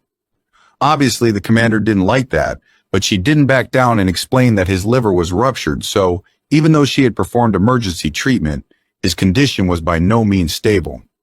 After hearing that, he finally understood and complied, and almost immediately, Tori told Corporal Veldy that his wounds could reopen if he didn't calm down, which was why he should visit the hospital as soon as possible. Veldy understood, but he first wanted to hear the details of the situation from both Tori and Rodri regarding the damage sustained and the remaining bullets at the time the commander issued his order to advance.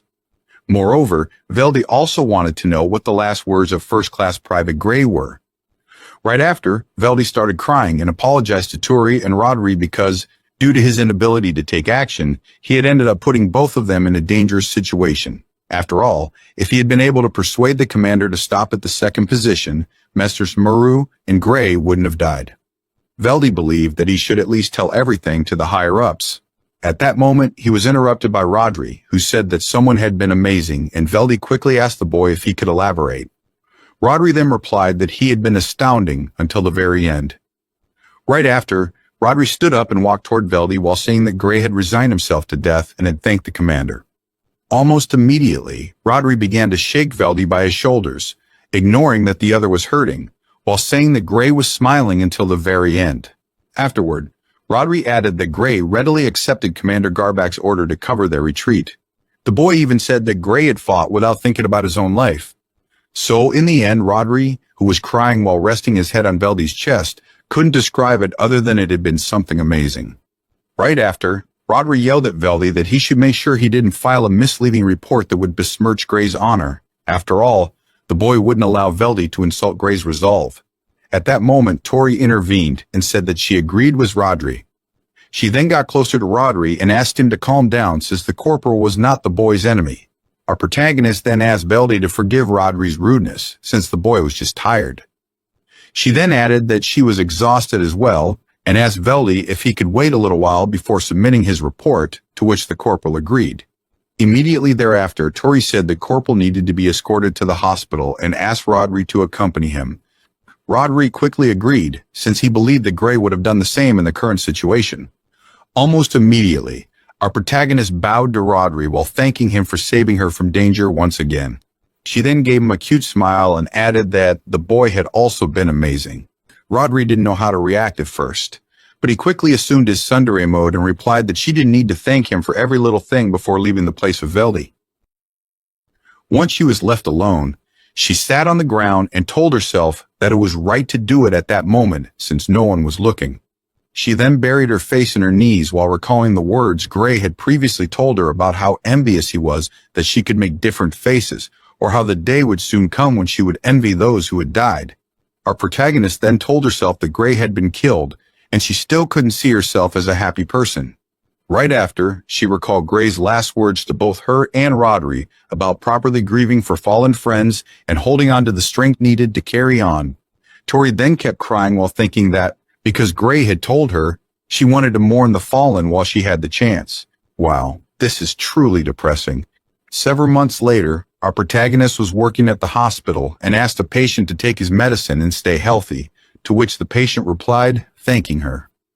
Luckily, that was the last patient for the day, and almost immediately Gail arrived and, after praising our protagonist for her good work, told Tori she could go take an Essen break. Sometime later, Gail, Tori, and a young man were eating some snacks, and Gail said that she hoped the current situation would lead them to the end of the war, to which the young man replied that he was almost at the end of his service, so either way, he would be kissing that hell goodbye. Well, you had just raised a huge death flag, my friend. Since that last battle, Sabathian troops had established a strong defensive position and had shown no signs of advancing. In fact, the entire length of the front line had become an eerie wasteland. Due to that, speculation was flying among the soldiers that both countries were secretly proceeding with the peace talks. Of course, as a foot soldier, our protagonist had no way of knowing the truth, and she could only pray that the rumors proved to be true. At that moment, she was pulled out of her reverie by the young man, who showed her a picture of his little daughter. Gail saw the picture too and said that the girl was very cute, while our protagonist asked him if he was married. The young man then replied that his daughter was 5 years old, before starting to cry while wondering out loud if she had forgotten his face. After all, it had already been 3 years. Yeah, this dude is not going to survive for much longer. Almost immediately, a smiling Gail replied that it was fine, before advising him to get her as many presents as he could. Our protagonist then told him that she was very envious since the young man was going to return to his hometown. After hearing that, Gail recalled that Turi had volunteered, which meant that she didn't have an end date for her military service. Right after, the young man began to beg Gail to enlist our protagonist in the medical corps, to which she replied, while looking upset, that she had tried before, adding that she had been denied again. Gail then explained that since Tori was quite outstanding, the top brasses were discussing whether it would be beneficial to put a medic in the ace unit. At that moment, a resentful Gail said that Garback should just kick the bucket, and the young man tried to calm her down by saying that Tori was simply doing her part as a medic. Suddenly, the young man had an idea and asked our protagonist to go to their university. Right after, Gail said that it was a nice idea before adding that even after the war ended, if Tori learned and trained there, she wouldn't lack money. After hearing that, she recalled her fallen comrades and replied that if her luck held, she might do so once the war was over. Okay, the amount of flags these people are raising is just insane. Of course, that last comment damped the mood at the table, but Gail quickly said that she believed that there wouldn't be any problems that day, before telling Tori that she could go. Right after, the young man gave our protagonist various baked sweets. Tori then received the sweets with a smile while saying that she would take him up on his offer since their platoon had a growing boy. Then, while our protagonist was walking away, the young man told Gail that Tori was like a tiny mother, to which the woman replied that our protagonist was a rather puzzling girl. The young man then smiled and said that she was pretty precocious for her age, and Gail replied that sometimes being with Tori put her in a strange mood. The head doctor even dared to say that Tori might be a traveler from a distant world. Is she reading the script or something? Of course, the young man began to laugh at that comment and told Gail that it wasn't like her to say things like that. Right after, Gail simply sighed and said that she really wished the war would come to an end sooner. Meanwhile, at the General Staff of the Armed Forces of the Sabbath Federation, an important meeting was being held, and someone was saying that there were voices full of resentment shaking the very ground around them, before adding that extreme anti-war sentiments ruled the streets, leading to a worsening of the public safety with each passing day. In fact, that person was scolding another one for wanting to announce how the war was going, which would add fuel to the fire. Afterward, the man said that the people had reached their limit, but the other man had ignored the order to go on the offensive and continued hiding in his hole. Finally, the man dared the commander, whose name was Alex Everett, to share his thoughts, before adding that he had nearly twice as many troops as the enemy under his command, yet he hadn't pushed past the opposition. Nevertheless, the commander didn't lose his composure and dared to call the other man an idiot. Then, before the others could reply, the commander added that, firstly, the southern front was too solidly established to collapse, and secondly, if they bought enough time for the Austin Empire to use up their supplies, they could advance steadily without any problems, which was why the politicians criticizing him should rest assured. However, those politicians didn't plan to make things easier for the commander, and one of them quickly asked him if he thought that they would approve of such a slow approach. Right after, the commander told them that they could take command of the melee combat and fight with swords while prancing around his horses. Obviously, the politician didn't like that reply, but the commander kept going by saying that they should go and take a look at the hell where youngsters, who were the future of the nation, were dying gruesome deaths left and right. At that moment, an old man intervened and stopped the commander. He even dismissed Alex before declaring that Brustaff Nova would take command of the front from that moment onward. The old man then added that in half a year, Brustaff would surely bring them victory in that 10-year war of attrition. Right after, Brustaff said that there was one more person he would like to introduce to everyone, before adding that he was planning to take her with him as a staff officer and head to the front line together. That person was his own daughter, Sylph Nova. After seeing her walking toward her father, some people began to whisper that she was a genius girl who had graduated from the military academy at just 15 years old.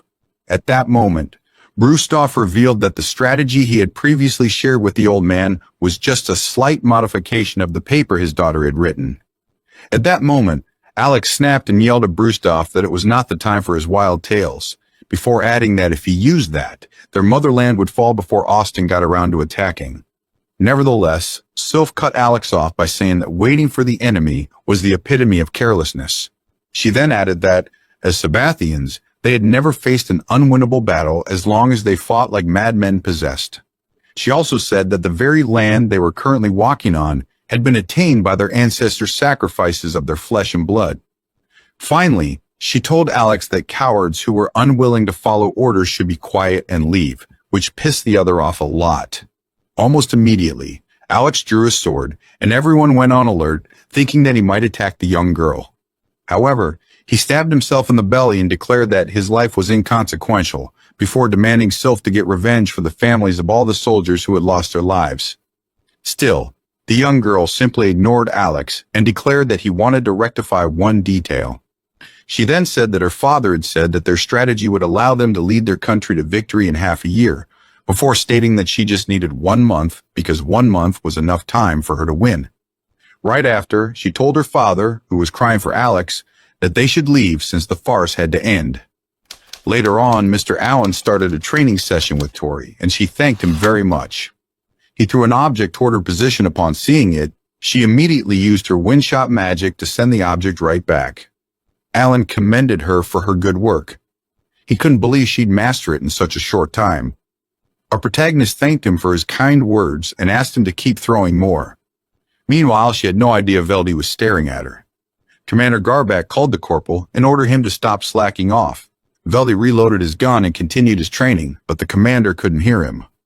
Acknowledging his words, Veldy screamed louder as he shot. Then, Garback remarked that Turi had a good reaction time to throwing grenades. That was why she ordered Allen to train her. The more people who could use wind shot, the better. He then told Veldy that he had to first get his shooting posture and reload speed down. In his current state, the corporal couldn't even hit a sleeping ant. Veldy acknowledged the commander and continued with his training. At the same time, Turi also continued with her windshot train. She could easily sense a grenade while it was still in the air. Typically, a medic would never be issued a weapon. The wind gun was a magic item crafted from wood. Its lethality was almost zero by itself, but anyone with mana could use it. Its purpose on a battlefield was to intercept grenades, which was why it was used as a defensive tool. That being said, if it was used on someone up close, it had enough power to tear eardrums or throw the person off balance, so the user had to pay attention. As a result, since Allen received a new one, our protagonist was handed down the one he previously used. She continued practicing her wind shot with sharp reflexes. Turi was having a lot of fun, but Allen needed to take a breather. She quickly apologized and asked if he was all right, which he was. Still, he was rather surprised at how she kept getting bullseyes one after another. The hand grenade replica was almost the same weight as the real thing. Of course, that made it hard for him to throw. He remarked that Tori would make a surprisingly good infantryman. She didn't get what he was talking about and doubted that a small, scrawny little girl could become a soldier. However, if this continued, Alan wouldn't be the only one getting shouted at by the commander anymore. He looked so hopeful. It was quite a cruel world. Despite training so hard, the risk of being hit only increased, all thanks to that deranged commander. Immediately afterward, they heard Rodri yelling at some soldiers to quit daydreaming. He warned that if they stopped, they would die, and the enemy wouldn't wait for them. However, the two boys were visibly exhausted, seeing Rodri as a monster. These two were known as Zoid and Kelvin. They were new recruits recently assigned to the Garback unit. Both were the same age as Rodri. However, Rodri demanded that they refer to him as an instructor. He refused to give them any bathroom breaks, ordering them to run until they pissed themselves. Despite violating their human rights, he started chasing them to run laps. Staring at them, Alan wondered when Rodri became so bossy. On the other hand, Tori felt if Gray were to see this, he would certainly be delighted. Alan agreed and then decided he would give a special reward to his boy who did his best. Immediately afterward, Rodri called Tori over. He complained that the new recruits were useless and he couldn't work with them at all. So, he asked her to show them how it was done. Kelvin started making fun of our protagonist because she was so small. Regardless, she simply introduced herself while Rodri yelled at the recruits to be more respectful because she outranked both of them. Rodri then let Tori know that the usual training would suffice. Immediately afterward, Tori took the new recruits on a run. She was so far ahead of them that they couldn't believe it. Zoid questioned if she was some kind of speedster. Kelvin then tried to tell her that she didn't need to work so hard, but the distance between them only grew larger. Afterward, they went on to body training, where our protagonist was easily doing one-handed push-ups and sit-ups. Yet, Zoid and Kelvin couldn't keep up. Next was high crawl, and Tori was moving smoothly. At this point, Kelvin wondered if she was really a medic. The recruits were completely exhausted while Rodri continued berating them. Rodri mocked them, stating that even a small girl could meet the quota without breaking a sweat. However, it was actually hard for our protagonist as well, but she didn't mind. Tori then told the recruits that they were going to love the afternoon CQC and shooting training. Kelvin became thrilled and was looking forward to shooting with real guns. Our protagonist added that Commander Garback, their country's own ace, was going to provide them with instructions, but she knew these kids were about to meet their end. Later on, after the training, Kelvin and Zoid were left bruised and battered. Zoid complained about Tori being so cruel. Rodri then told him to stop crying and go eat. And the same went for Kelvin. He couldn't stand them. Afterward, he turned his attention to Tori, letting her know he would be going out for a bit. So, Veldy would be the one looking out for anyone who wanted to mess with her. After a brief silence, she asked if Alan had invited him. Rodri was startled, seeing that she knew. She remarked that he was so spirited this morning when he was taking care of and training those two recruits. Seeing him like that left a deep impression on her. Thinking about where Alan could take him in such a good mood, Rodri had an idea of what kind of place it would be. Our protagonist stared at him as he nervously said he couldn't stay a child forever. Taken after Gray, he needed to know a lot of things. Tori seemed to agree with him, which left him shocked. She smiled at him, but Rodri was looking a bit anxious. By nighttime, Rodri and Alan were welcomed by three beautiful ladies. They were blushing hard as they stared at the girls. Two of them quickly wrapped themselves around Alan, stating they wouldn't let him sleep till dawn. Meanwhile, Rodri was greeted by the third lady, who asked for his name. His eyes quickly darted to her assets before nervously introducing himself. She remarked that his name was wonderful and then introduced herself as Rosa. Alan then told Rodri to listen to whatever the lady told him. Rosa asked Rodri if there was someone he was interested in, perhaps. He noticed her armband and was shocked to find out that she was a medic. This reminded him of Tori. Rosa explained that the front line was a male-dominated place, and girls sometimes came from nearby towns to offer their services. She and the others did the same to earn extra money. One of them revealed she was a combat engineer. Rodri listened as Alan teased the girls, asking whose bay he would dock in today, and they laughed about it. After that, Rosa asked Rodri to tell her more about himself because she wanted to get to know him. She then decided to take him somewhere else, and Rodri was always blushing hard. The others waved them goodbye as they walked out. Rosa pointed over to a tent, telling Rodri she would go in first to get ready, and then he could come in when the lights were shut off. She added that he needed to undress completely before entering because that was how things were done here. Rodri then waited for some time before going closer to the tent when the lights went off. In a flash, he took off all his clothes, trying to calm himself. As he entered, he screamed, begging Rosa to make him a man. He was all hers. But unexpectedly, he found himself in the midst of naked men. Either way, he was definitely about to become a man that night. Poor kid. Poor kid. He claimed he had gotten the wrong place. But before he could leave, they grabbed him and pulled him in. All that was left were his screams as he struggled to escape. Alan and Rosa laughed at him for being fooled. Rosa was honestly prepared to be his first experience with this kind of thing. But Alan remarked that this was a rite of passage into the Garback unit. His bill was then brought to him, and upon seeing it, he complained that prices were high these days. Afterward, Rodri ran back to the camp without his clothes as he cursed them all. He swore never to fall for such a trick again.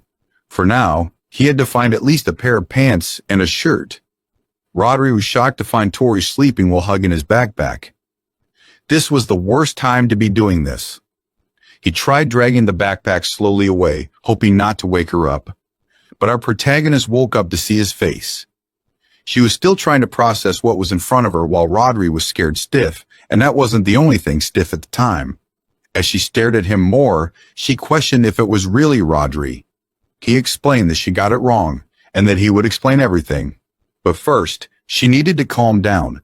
Still holding onto his backpack, she turned her face to the side, telling him that she'd rather not do it. But as long as he didn't run afoul of the military regulations, she would try her best. However, he didn't get what she was talking about. He just wanted his backpack.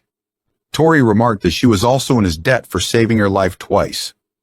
While Rodri was still trying to get his bag, Veldy suddenly saw him and asked what he was doing there. Caught in this situation, Rodri tried to explain once more. But Kelvin saw him and quickly assumed that he was trying to get with Tori. Rodri yelled at him to shut up and go to sleep. Veldy would only listen to his story after he put on some clothes. But that was exactly what Rodri had been trying to do the whole time. Meanwhile, Tori happily went back to sleep while still clutching the backpack. Elsewhere, a large group of Sabbath soldiers was marching down from the mountain getting closer to their location, and we all know that nothing bad will happen. Thanks for watching. If you want to see more fascinating stories, please consider leaving a like and subscribe to the channel. Also, this video would not be possible without the support of Abhijit Roy, Arizona Gold 1090, Bofi, Derhuget, Equinox 89, Jack Zed, Joey Villard, Jonathan Rodriguez, Kershistov Muka, Nightmare Frostnix, Adam Keeler, Barzi Razel, Serial Louver 0430, Charles Cassier, Christopher Porter, David Lynn Cubist, DJ Lapio 93 Little Bro, Draculaco, Eduardo Vela, Eternal, Godzilla 1888, If I Die Once, GH28, Johnny 5, Kildrak, Movina, NATO Enthusiast, Neil Acton, Podjaxi Ski, Philip Ackerblom, Rotor Region, Sandlin Eric, Shadow Works, Sheep Nation, Sir Animido, Salterra 16, Stanley Tanaka, Super Avatar 1962, TW, Will Nimble, William Remwald, William Dean Lewis, Yum Yum 420p, Ryan Medina, SG26, 26-34, Sniffy, and Jesse DeCastro. Thanks and have a nice day.